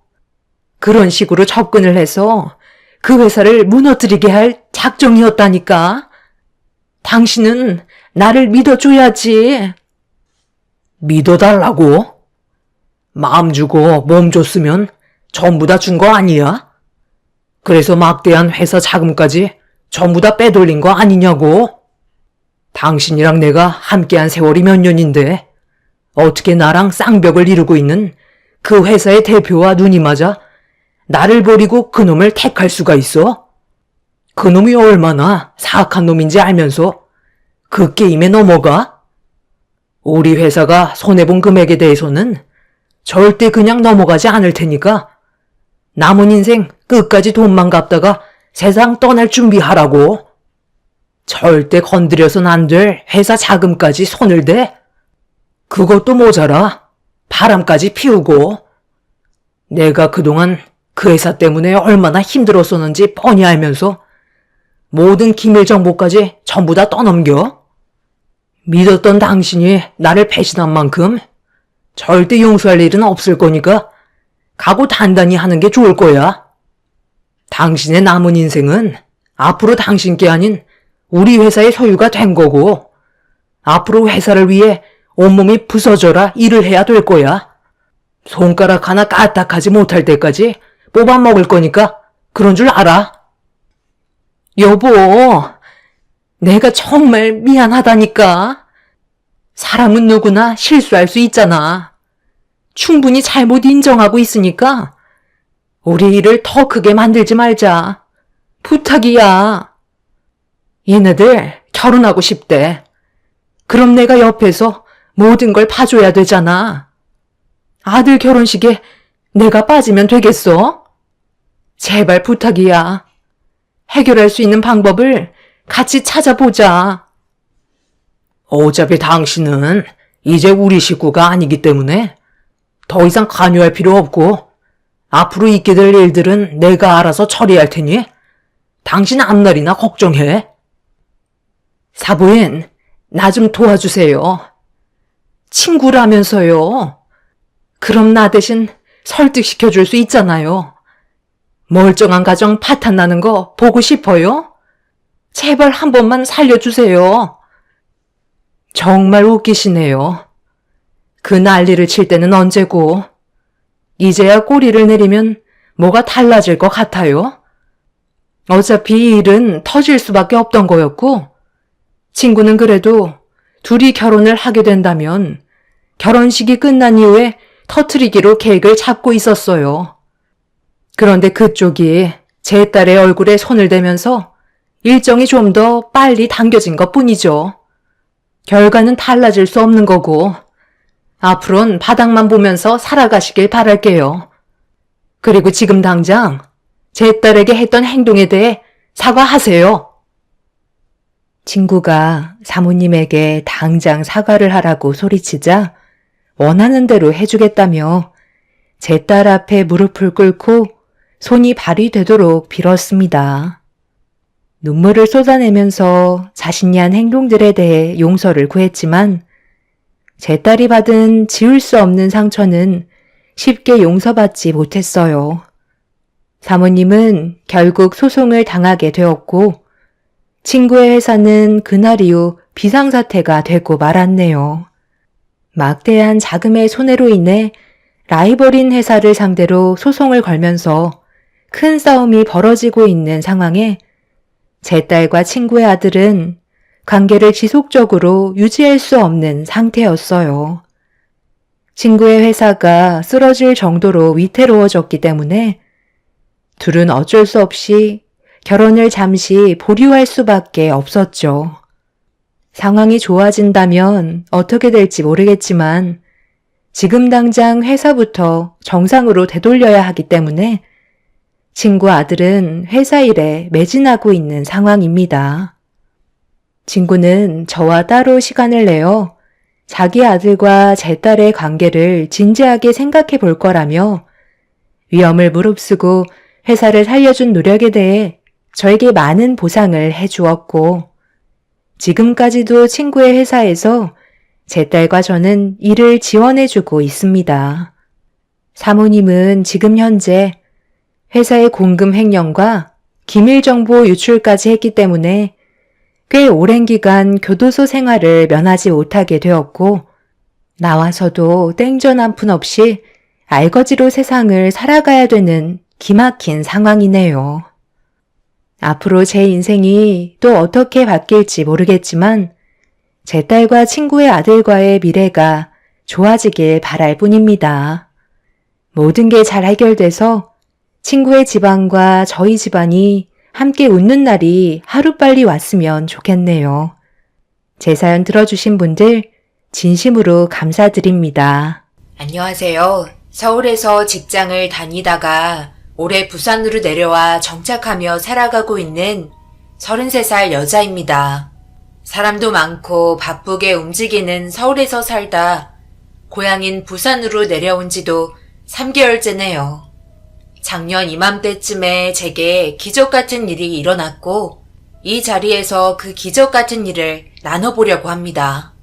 모두들 힘들고 지쳐가는 이 시기에 힘내시고 조금만 견뎌내서 기적처럼 이 어려운 시기를 이겨냈으면 좋겠습니다. 제 인생은 절망과 외톨이라는 단어가 늘 꼬리표처럼 따라다녔어요. 암울한 아이였고 주변에서는 항상 저를 보는 시선이 불쌍한 아이였던 것 같아요. 12살 전까지는 부유한 집안의 외동딸로 부모님의 사랑을 한몸에 받으며 자랐고 2층 집 전원주택에 살며 아빠가 회사에 출근하실 때면 기사분이 운전을 하는 차를 타고 출근하셨던 모습이 기억이 납니다. 가지고 싶은 건 말만 하면 모두 가질 수 있었고 항상 주위에는 친구들이 많았어요. 그렇다고 나보다 없는 사람을 무시하고 깔보지 않았고 부모님의 가르침대로 배려하며 밝은 아이로 자랐습니다. 하지만 저희 가족의 행복을 질투라도 했는지 세상은 가만히 내버려 두지 않았고 12살 겨울방학 때 부모님이 교통사고를 당하고 말았습니다. 아빠는 병원에 오는 도중 구급차에서 숨을 거두셨고 엄마는 혼수 상태로 중환자실에 입원했어요. 그때 전 겨울방학이라 스키 캠프에 가 있었고 부모님이 이렇게 심각한 사고를 당할 줄 꿈에도 모르고 있었습니다. 그 후로 성인이 되어서 단 한 번도 스키장을 가지 않았어요. 스키 캠프를 하루 남겨두고 큰아빠에게 전화가 왔고 아빠 차를 운전했던 기사님을 보낼 테니 당장 집으로 오라는 내용이었습니다. 기사님이 왔고 부산으로 가는 차 안에서 아빠가 돌아가신 것과 엄마의 위독한 상황을 전해 듣고는 집으로 가는 내내 펑펑 울었던 기억이 나네요. 막상 아빠의 장례식장에 도착하자 발인 준비에 큰아빠와 고모는 정신이 없었고 저는 아빠의 영정사진을 품에 안고 잠이 들었습니다. 깨어나 보니 아빠의 영정사진은 없고 고모가 아빠를 묻기 위해 산에 가야 한다며 일어나라 했었어요. 뭐가 뭔지 몰랐고 큰아빠와 고모가 하라는 대로 따랐습니다. 그때까지만 해도 엄마에게 가봐야겠다는 생각을 못했던 것 같아요. 아빠가 죽었다는 게 믿겨지지 않았고 아빠의 죽음에 모두들 슬퍼하셔서 엄마는 어디에 있는지 엄마가 보고 싶다고 말할 수 있는 분위기가 아니었어요. 아빠를 좋은 곳에 묻어드리고 돌아오는 버스 안에서 엄마가 보고 싶다고 고모에게 말하자 고모는 내일 데려다 주겠다고 우선 집에 가서 쉬자며 저를 달랬고 전 목구멍까지 당장 엄마에게 데려다 달라고 떼쓰고 울고 싶었지만 오빠를 잃은 고모의 표정을 보자 입술을 깨물었습니다. 고모 집에서 자는 그날 밤 엄마가 너무 보고 싶어서 잠이 오지 않았고 몰래 엄마를 보러 병원에 다녀와야겠다는 생각을 했어요. 장례식장에서 아빠 친구분들이 주신 용돈을 들고 택시를 타기 위해 나가려는데 고모가 자고 있는 안방에서 큰아빠와 고모의 대화를 엿듣게 됐습니다. 그런데 두 분의 대화는 어린 제가 듣기엔 너무나 충격적이었고 소름이 돋았어요. 갑자기 들이닥친 모든 상황들이 적응하기가 힘들었고 어렸던 전 세상이 무서웠습니다. 우선 민재 재산이 얼마 정도 있는지 파악해야 하니까 변호사랑은 연락됐어? 최대한 티나지 않게 하는 게 좋아. 민재가 워낙 어렸을 때부터 꼼꼼한 성격이라 분명 채수 씨랑 시아에게 모든 재산을 남겼겠지. 그 자식 얼마 전에 내가 가게 월세도 못 내고 있다고 도와달라고 사정 좀 하러 찾아갔는데 얼마나 매몰차게 나를 대한 줄 알아? 돈 좀 있다고 형을 깔보는 것도 하루 이틀이지. 그렇게 심보가 못됐으니까 이런 일이 난 거 아니냐고. 솔직히 난 민재한테 너무 많이 상처를 받아서 민재가 세상 떠났다고 했을 때 눈물도 안 나더라. 그러게 나 어려웠을 때 조금만 도와줬으면 좀 좋았어. 오빠 말이 심하다. 시아도 자고 있으니까 조용히 말해. 그리고 말은 바로 해야지. 둘째 오빠가 오빠를 얼마나 많이 도와줬는데 그건 쏙 빼냐? 매몰차게 군 건 나한테 그랬지. 오빠는 그래도 자기 형이라고 가게도 차려줬잖아. 나는 해준 게 뭐 있어? 결혼할 때 해준 이 집 말고 있긴 해. 나도 오빠처럼 가게 하나 해달라고 했었는데 콧방귀도 안 끼던데 뭐. 근데 새언니가 더 서운하더라. 옆에서 말 좀 잘해주면 얼마나 좋아. 둘째 오빠한테 이야기 좀 해달라니까 오히려 같이 맞장구 쳐서는 안 된다고 했을 때 얼마나 얄미웠는데. 그때 생각하면 누워있는 게 쌤통이지. 큰아빠와 고모의 대화는 엄청난 충격이었고 돌아가신 아빠와 의식이 없는 엄마에 대해서 막말을 하는데 참을 수가 없었습니다. 그대로 방으로 들어와 이불을 뒤집어 쓰고 펑펑 울다 잠이 들었어요. 다음날 고모에게 엄마에게 데려다 달라고 했지만 고모는 장례식 때문에 잠을 못 잤다면서 더 자야겠다고 했고 큰아빠는 아빠가 없는 회사 일을 처리해야 한다면서 나갔습니다. 결국 택시를 잡아 엄마가 있는 병원으로 갔고 면회가 되지 않아서 꼬박 4시간을 기다려 면회 시간이 오자 엄마를 드디어 만났어요. 누워있는 엄마를 보자 눈물이 계속 흘렀고 아무 말도 없는 엄마가 미웠습니다. 엄마 손을 건드려 보기도 하고 머리카락을 잡아도 봤는데 아무 기척이 없는 엄마에게 화가 났고 왜 나를 혼자 내버려 두는지, 내가 이렇게 슬퍼하는데 왜 달래주지 않는지 당장 일어나라고 엄마에게 소리 지르고 싶었지만 꾹 참았어요. 면회 시간이 끝나고 간호사 언니가 나오라고 손짓을 했고 엄마와의 면회가 끝나 6시간 후에 면회를 할 수 있다는 이야기를 듣고 고모 집으로 다시 왔어요. 고모 집에 도착하자마자 고모는 저를 보더니 다짜고짜 화를 내기 시작했고 소파에 앉아서 심각한 얼굴로 저를 올려다보는 큰아빠가 보였어요. 큰아빠와 고모는 소파에 앉으라고 했고 서류 더미를 건네며 지장을 찍으라고 했습니다. 어떤 내용이냐고 물었지만 두 분은 횡설수설했고 저를 빼고 대화를 주고받았어요. 어젯밤의 일이 화가 나자 두 분에게 서운해 아빠의 형제들인데 어떻게 그런 생각을 할 수 있는지 따져 물었습니다. 하지만 초등학생인 제가 어른을 상대로 말싸움을 이길 수는 없었고 돌아오는 답은 잔소리뿐이었어요. 넌 도대체 이 시간까지 어디에 갔다가 이제 돌아오는 거야? 그러다 길이라도 잃어버리면 어쩌려고 그랬어? 이제 아빠도 없고 엄마도 처지경이니까 고모 말 잘 들어야 해. 예정에도 없는 애를 키우게 생겼어. 고모랑 고모부는 아이 같은 거 서로 안 갖자 주의야. 시아 너는 애도 아니고 이제 다 컸으니까 웬만한 건 알아서 할 수 있지? 당분간은 고모 집에서 살게 될 텐데 손 많이 안 가게 해주면 좋겠다. 이제 고모도 일하는 사람이고 아빠도 없는데 회사를 누군가는 맡아야 하지 않겠니? 애 하나 키우는 게 얼마나 힘든데? 그러니 제발 사고 치지 말고 고모가 하라는 대로만 해.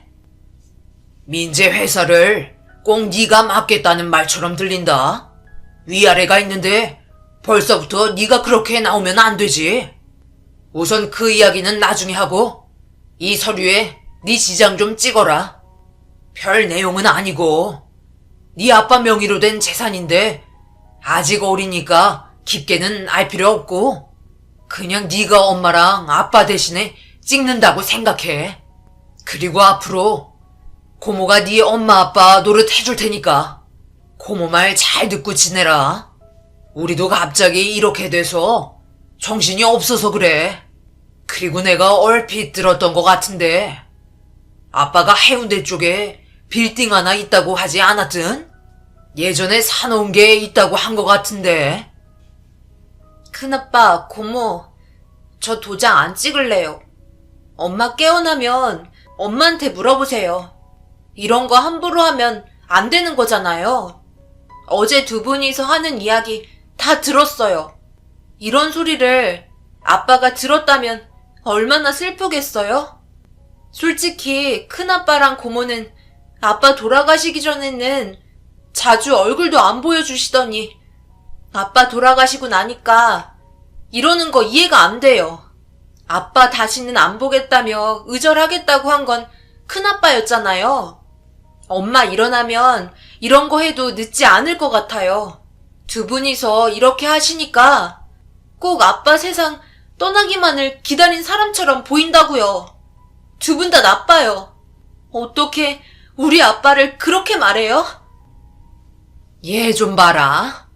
너 지금 우리를 아주 파렴치한에 못된 사람들로 보는 것 같다. 네 엄마가 언제 일어날 줄 알고 그걸 마냥 기다려. 지금 우리가 이러는 게 좋아서 그러는 줄 아니? 남한테 넘어가기 전에 우리가 재산을 지키겠다는데 그게 너는 그렇게 못마땅한가 보구나. 네가 아직 어려서 잘 모르나 본데 네 아빠는 내 친오빠야. 나한테 가족이고 소중한 사람이야. 시아너는 단편적으로 봐서 그렇지. 형제들 사이에는 너와 네 엄마가 모르는 뭔가가 있으니까 함부로 어른들을 판단하지 마. 지금 큰아빠랑 고모가 네 아빠 빈자리를 해결하려고 얼마나 골치가 아픈지 아니? 재산은 지켜야 할 거 아니야. 네가 안 찍으면 엄마한테 가서 찍어오는 수밖에 없어.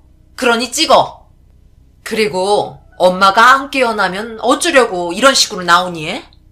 넌 아직 보호자가 필요한데 앞으로 고모랑 잘 지내야 할 건데 벌써 이러면 고모 힘들다.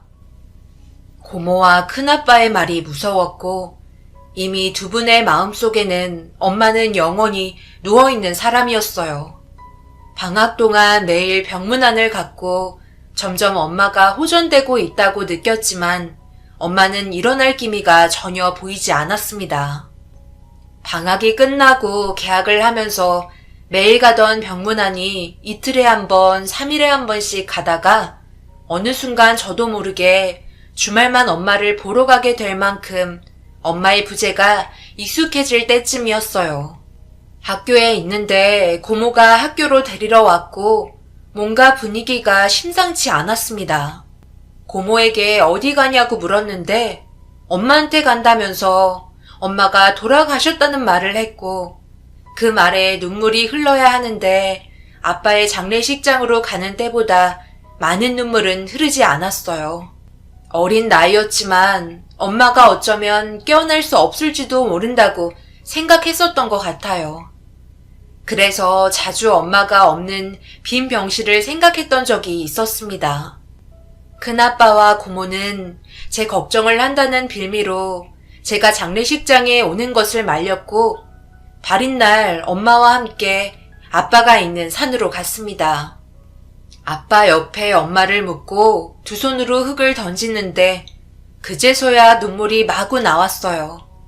모든 안 좋은 일은 다 저를 겨냥하는 것 같았고 어린 제가 견디기에는 너무 힘들었습니다. 엄마의 장례식 역시 큰아빠와 고모의 도움으로 치러졌고 이제는 정말로 부모님이 안 계시는 아이가 되고 말았어요. 그리고 고모는 저를 양녀로 삼으셨고 성인이 될 때까지 고모의 품에서 자랐습니다. 나중에 안 사실이지만 큰아빠와 고모는 아빠의 회사를 팔아 서로 나눠 가졌고 고모는 저를 양녀로 받아들인 대신 아빠의 재산을 좀 더 많이 가져갔었다고 하더군요. 하지만 말이 양녀이고 양부모였지 전 늘 혼자 생활했습니다. 고모부와 고모는 각자 바람이 났고 제가 고등학교 때 이혼을 했어요. 한 번은 주말에 집에서 쉬는데 고모가 애인을 집으로 데려왔고 고3이었던 전 고모에게 반항이라는 걸 처음 해봤고 고모의 집에서 나오는 계기가 됐습니다. 요즘 고등학생들은 알바도 한다는데 넌 알바도 안 하니? 이제 네 앞으로 있는 재산도 다 바닥났고 널 내가 맡아 키운다고 한 건 딱 올해까지야. 너도 다 컸으니까 혼자 살 수 있지 않아? 이렇게 빈둥대며 놀지 말고 빨리 돈 벌어서 나가. 매일 네 눈치 보면서 내가 내 집에서 편히 못 산 거 생각하면 지금 당장이라도 널 내보내고 싶은데 그래도 예정이라는 게 있잖아. 내가 마음이 약해서 그정에 널 못 쫓아내는 거야. 고모, 지금 완전 웃긴 거 알아? 대낮부터 술 먹었어? 헛소리하게? 누가 누굴 키웠다고 그래? 난 혼자 컸는데 고모가 이제 와서 나한테 효도 바라는 거 아니지? 숙식 제공만 했지 나에 대해서 뭘 해줬다고 이렇게 생색내는지 모르겠네. 내가 큰아빠랑 고모가 우리 아빠한테 한 짓을 모를 줄 알지? 둘이 우리 아빠 재산 다 없애고 이제 와서 내 탓이니 우리 가족 탓으로 돌리지 마. 우리 아빠 재산 덕에 8년을 흥청망청 살았잖아. 어릴 때 명절 되면 아빠한테 물어본 적이 있었는데 왜 우리 집은 명절인데 다른 집처럼 시끌벅적하지도 않고 친척들이 안 오냐고 했었어. 그때 우리 아빠가 뭐라고 그런 줄 알아? 아빠는 가족이 없댔어. 그리고 나서 아빠 돌아가시니까 큰아빠랑 고모가 나타나서는 자기들이 다 알아서 하겠대. 뭘 알아서 했는데? 만약에 우리 아빠가 빈털털이었으면 어땠을까? 아빠가 왜 그런 말을 한지 이제는 너무나도 잘 알겠어. 그리고 원래 계획은 졸업하고 나가려 했는데 이참에 기다릴 거 뭐 있어. 그냥 지금 나갈게. 쟤 좀 봐라. 이래서 머리 검은 짐승은 들이지 말랬나 봐. 너 지금 칫불도 없는 거 데려다 키워놨더니 뭐라고? 아주 머리 컸다고 막 나가는구나. 네가 우리한테 그러면 안 되지. 누군 좋아서 너 맡아서 키운 줄 알아? 나도 사람이고 죄책감이란 게 있어. 매일 집에 있는 너 보면서 난 뭐 편한 줄 아니? 나도 진짜 미치게 힘들거든? 알지도 못하면서 내가 나쁘다고만 하는데 네가 더 나쁜 인간을 못 봐서 그래. 나보다 더 독한 사람이 네 큰아빠야. 큰아빠가 너희 가족한테 한 걸 알면 넌 나한테 감사하다고 해야 할 정도니까. 그래도 난 인간의 도리는 했어. 널 거뒀잖아. 만약에 내가 없고 큰아빠만 있었으면 넌 당장 보육원 행이야. 고마운 줄도 모르고 나도 이제 너 꼴 보기 싫어. 고모와 크게 다투고 집을 나와 자취를 하는 친구 집에서 살면서 아르바이트를 해서 생활을 이어갔습니다. 일을 하면서 전문대는 나와야 할 것 같아 공부를 했고 합격해서 학교를 다니다 학비가 도저히 감당이 안 돼서 졸업은 못하고 도중에 포기했어요. 전문대마저 포기하고 정말 돈을 악착같이 벌었습니다. 부모도 없고 학벌도 없는 제가 기댈 수 있는 거라곤 돈밖에 없다는 사실을 알았고 명품관에 취직해 안내원 일을 했어요. 소위 말하는 부자들만 오고 돈 좀 있는 사람들만 매일 보다 보니 어느새 현실을 부정하고 있는 절 보았습니다. 언젠가는 저런 사람이 되겠다고 생각했고 그 생각은 변질이 되어 저보다 약하거나 없어 보이는 사람들에게 함부로 대하기 시작했습니다. 직장에서도 인성이 좋은 사람으로 보이지 않았을 거고 나이도 많고 오래 일을 하다 보니 은연중에 따돌림을 당하고 있는 것 같았어요. 어느 순간 혼자 밥을 먹게 되고 혼자 퇴근을 하면서 모두들 절 싫어하는 걸 알게 됐죠. 지사에서 못 다니겠다고 함부로 회사를 때려치우고 나올 형편도 용기도 없어서 묵묵히 다녔습니다. 한 번은 퇴근을 하고 오랜만에 친구와 호프집에 들러 술을 한잔 했어요. 그런데 종업원이 주문을 잘못 받아왔고 시켰던 음식이 아닌 다른 음식이 나오자 저도 모르게 화를 냈습니다. 지금 우리 보고 이런 음식을 먹으라는 거예요?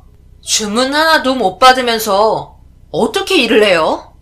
여기 알바 잘라야겠네. 완전 다른 메뉴를 가져와서는 우리가 이걸 시켰다고 우기면 다예요? 손님이 왕 아닌가요? 여기 앞으로 이런 식으로 장사하면 망하겠네. 내가 잘못 나온 거라고 하면 그런 줄 알아야지 왜 우기고 난리야. 기분 안 좋게. 지금 생각해도 저에게 최악의 상황이었던 것 같아요. 친구는 흥분한 저를 말렸고 다음날 친구가 말해줬는데 제가 술을 먹고 들떠서 주문을 했었다고 이야기를 해줬어요. 왜 이렇게 못났는지 자책하게 됐고 자책은 이 세상에 안 계신 부모님에게 원망으로 돌아가더군요. 부모님의 잘못도 아닌데 날 두고 돌아가신 부모님을 미치도록 미워했던 것 같고 제 삶을 한탄했습니다. 마음속으로 그렇게 부모님을 미워해 본 적이 그때뿐이었어요. 그러던 어느 날 혼자 점심을 먹고 회사로 들어오는데 다리가 불편한 고객님이 눈에 띄었습니다. 손에는 아무 짐도 들려있지 않았지만 뭔가 도움이 필요한 듯 보였고 그분께 다가가 도와드리겠다고 이야기를 했어요. 그분은 딸에게 줄 선물을 고르러 왔다고 했고, 저는 점심시간도 남았고 어차피 일찍 자리에 올라가도 할 게 없어서 명품관을 안내해드리겠다고 했습니다.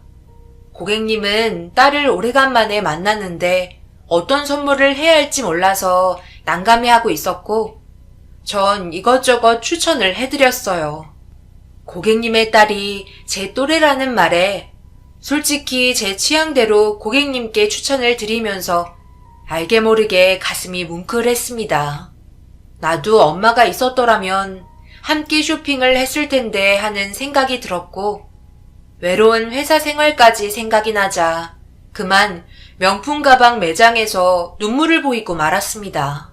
그때를 생각하면 그 순간이 저의 한계였던 것 같아요. 고객님은 저에게 너무 미안해하며 어쩔 줄을 몰라 하셨어요. 아가씨, 괜찮아요? 내가 너무 내일만 봤었네. 미안해서 어떡해요. 일하는 시간을 이렇게 많이 뺏을 줄 몰랐어요.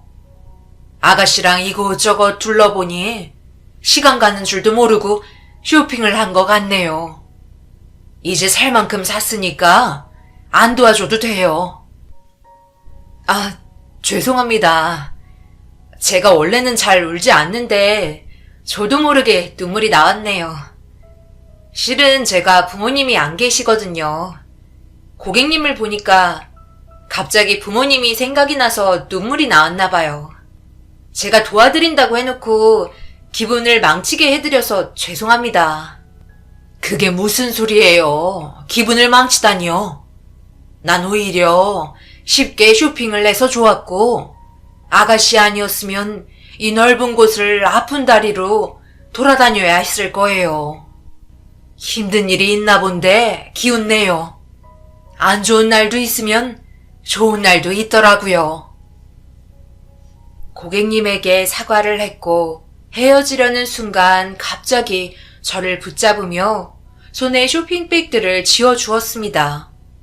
고객님과 명품관을 돌아다니며 샀던 물건들이었는데 자신은 다시 사면 되니까 이걸 받아달라고 했고 전 당황해서 말을 잇지 못했어요.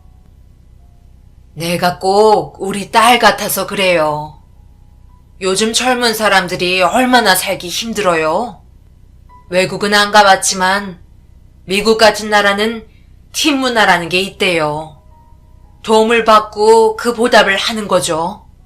난 아가씨한테 도움을 받았고 당장 내가 줄 팁이 없어서 이걸로 대신하는 거예요. 부담 갖지 말고 아가씨가 친절을 베풀어서 그에 맞는 보상을 받은 거라고 생각해주면 안 될까요? 안 받아주면 내가 너무 무안할 것 같은데. 그리고 힘내면 좋겠어요. 그렇지만 이건 너무 많아서요. 해드린 것도 많지 않은데 그럼 이거 하나만 받겠습니다. 그리고 나머지는 따님 주세요. 오늘 저한테 쇼핑한 거 다 주시면 따님 선물이 없으시잖아요. 솔직히 요즘 너무 힘들었거든요. 회사 동료들이 알게 모르게 저와 안 어울리려고 하는 것 같고 요즘 제가 저보다 약하게 보이는 사람한테는 엄청 못되게 굴고 제 마음이 제 맘 같지가 않더라고요. 그런데 고객님이 이런 호의를 베풀어 주시니까 제가 그동안의 모습들을 반성하고 되돌아보게 됐어요. 이런 말에서는 안 되는데 이상하게 고객님한테는 이런 말 저런 말 다 하게 되네요. 정말 죄송합니다. 아가씨가 먼저 나에게 친절을 베풀었잖아요. 그래서 그만한 행복이 온 거예요. 내가 착해서가 아니라 아가씨가 한 행동으로 내 마음이 움직인 거죠. 나도 아무에게나 친절하지 않고 너그럽지 못해요. 내가 얼마나 무서운 사람인데. 고객님과 헤어지고 고객님이 했던 말이 오래도록 머릿속에 맴돌았습니다. 내가 한 행동 때문에 상대방의 마음이 움직였다는 말이 가슴에 와닿자 이 상황을 바로 잡아야겠다는 생각이 들었고 동기였던 친구에게 먼저 다가갔어요. 그동안 못되게 굴고 상처 주는 말을 했다면 용서해달라고 용기 내어 말을 건넸고, 한참을 바라보던 동기는 웃으면서 제 손을 잡아줬습니다. 그렇게 한 명 한 명 동료들에게 진심을 다했고, 제 마음을 알아준 동료들은 저와 같은 마음으로 다가와 줬어요. 오해가 풀리니 더욱 돈독해졌고, 혼자였던 제 세상이 끈끈한 동료와 친구들로 가득해졌습니다. 다리를 절었던 고객님의 말이 아니었더라면 전 세상에 홀로 갇힌 새처럼 아무 때나 짹짹거리며 좁은 세상을 정신없이 날아다녔을 거고, 결국 세상은 버티다가 바닥에 떨어졌겠죠. 언젠가 고객님을 만나면 감사하다는 말을 전하고 싶었는데 그 후로 고객님을 볼 수 없었습니다. 그렇게 몇 달이 흐르고 저에게 큰 상처로 남은 사건이 일어나고 말았어요. 점심을 간단하게 먹은 날이라 그런지 그날따라 배가 너무 고팠고 동료가 준 초콜릿 한 조각을 먹으려던 순간이었습니다.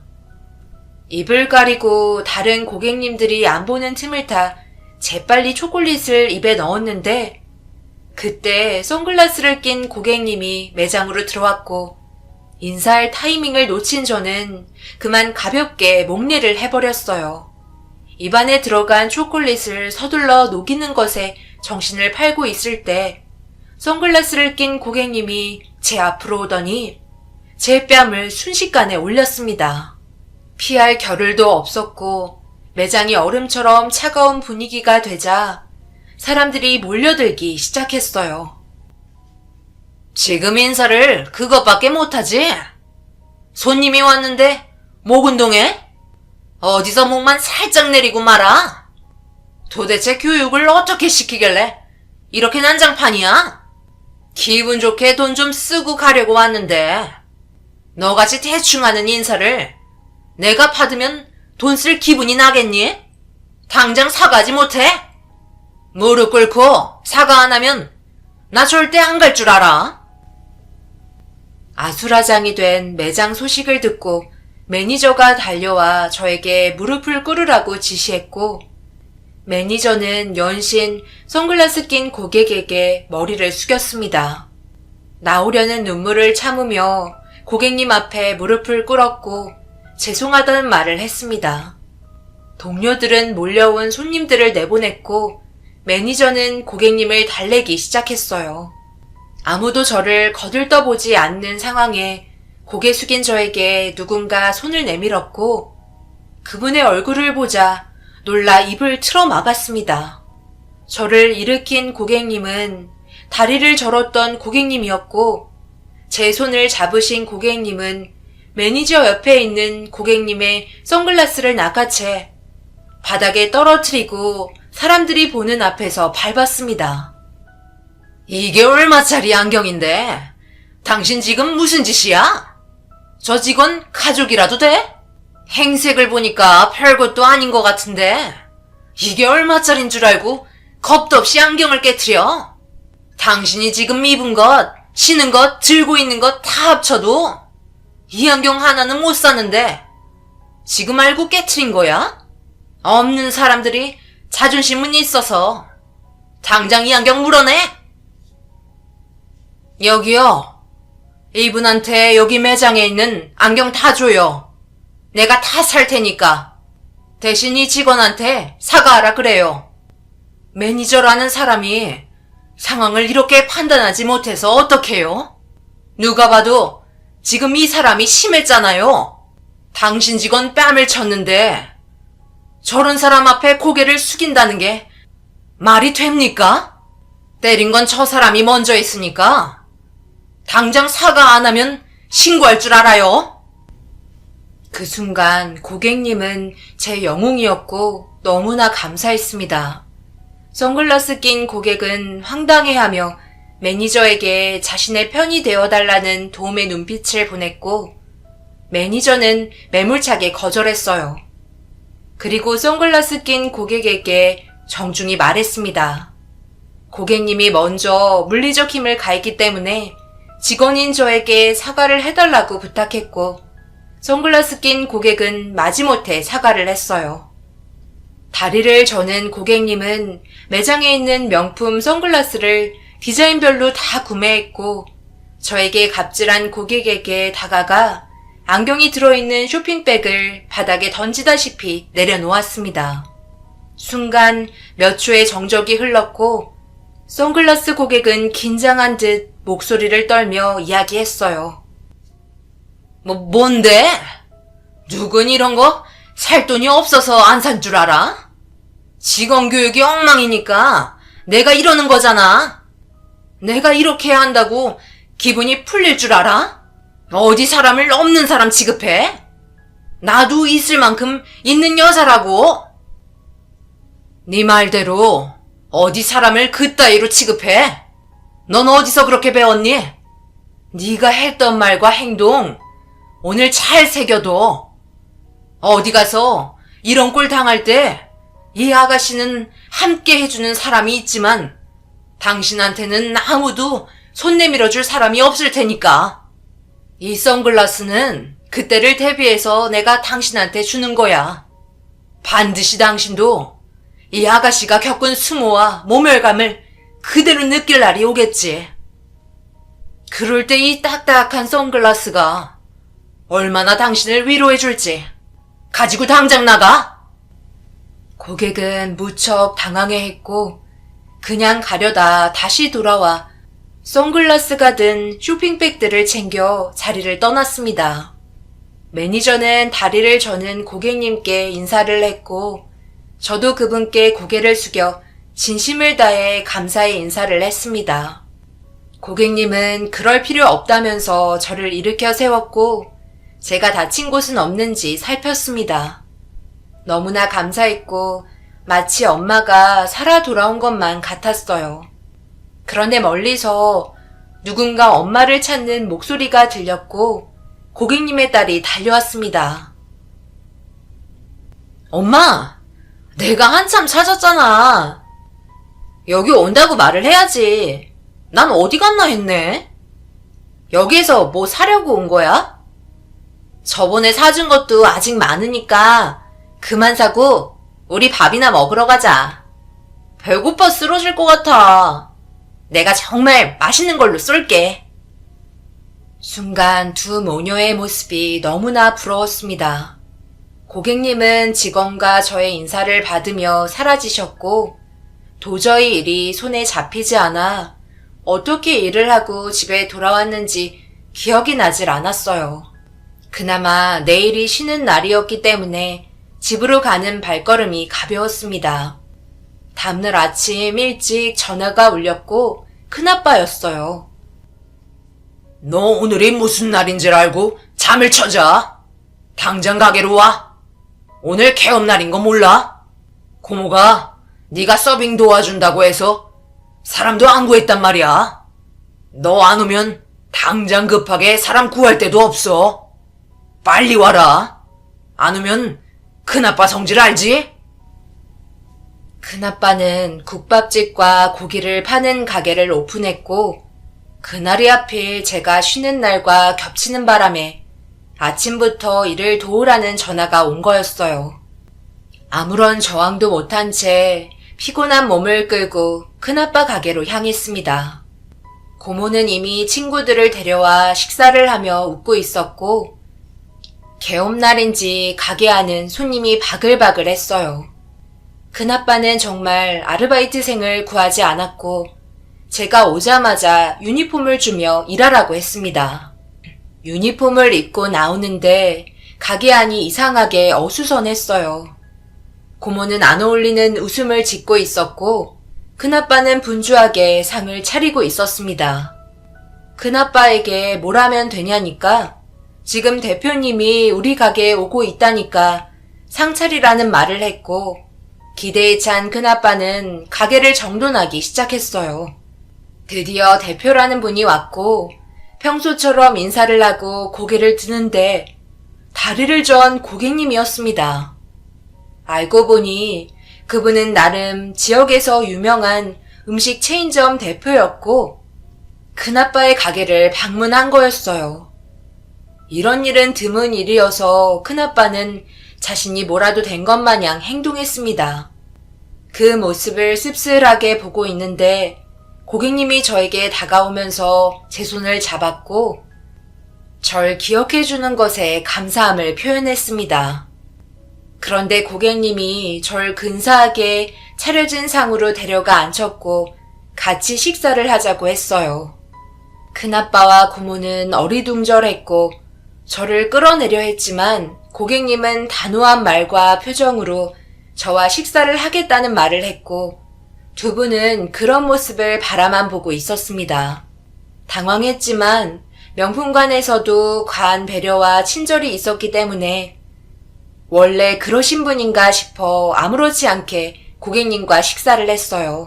식사를 다 마치고 큰아빠와 고모가 고객님께 다가왔고 고객님의 입에서는 자신을 소개하며 충격적인 말을 하기 시작했습니다. 국밥집 대표라고 소개하며 20년 전에 죽었던 제 엄마이고 엄마 얼굴을 자세히 보라며 눈물을 보이며 말했어요. 자세히 보니 저와 닮은 것 같았고 큰아빠와 고모가 놀라며 바닥에 주저앉았습니다. 명품관에서 고객으로부터 구해준 영웅 고객님은 바로 20년 전에 두 손으로 흙을 뿌려 땅에 묻었던 제 엄마라는 말이었고 고모와 큰아빠는 자세히 고객님을 보더니 소리를 지르고 말았습니다. 재수씨? 세상에, 재수씨가 어떻게 여기에 있어? 그러니까 분명 그날 내가 요양원으로 보냈는데 의사 말로는 평생 걸을 수 없다고 했는데 정말 우리가 알고 있는 사람 맞아요? 개업날 20년 만에 모든 사실이 밝혀졌고 엄마는 돌아가신 게 아니었습니다. 고모와 큰아빠는 부모님의 재산에 눈이 멀어 해서는 안 될 일을 하고 말았어요. 저를 속이고 엄마가 돌아가셨다고 말한 뒤 엄마를 요양원 시설에 맡겼다고 했습니다. 엄마는 오랜 기간 요양원에서 지내며 어떻게 해서든 저를 찾으려고 노력했다고 했어요. 치료와 재활을 꾸준히 했고 비록 다리를 절게 됐지만 걸어 다닐 수 있게 되었고 아빠가 남겨놓으신 해운대에 있는 빌딩이 엄마의 명의로 되어 있어서 엄마는 다시 일어설 수 있었다고 말했어요.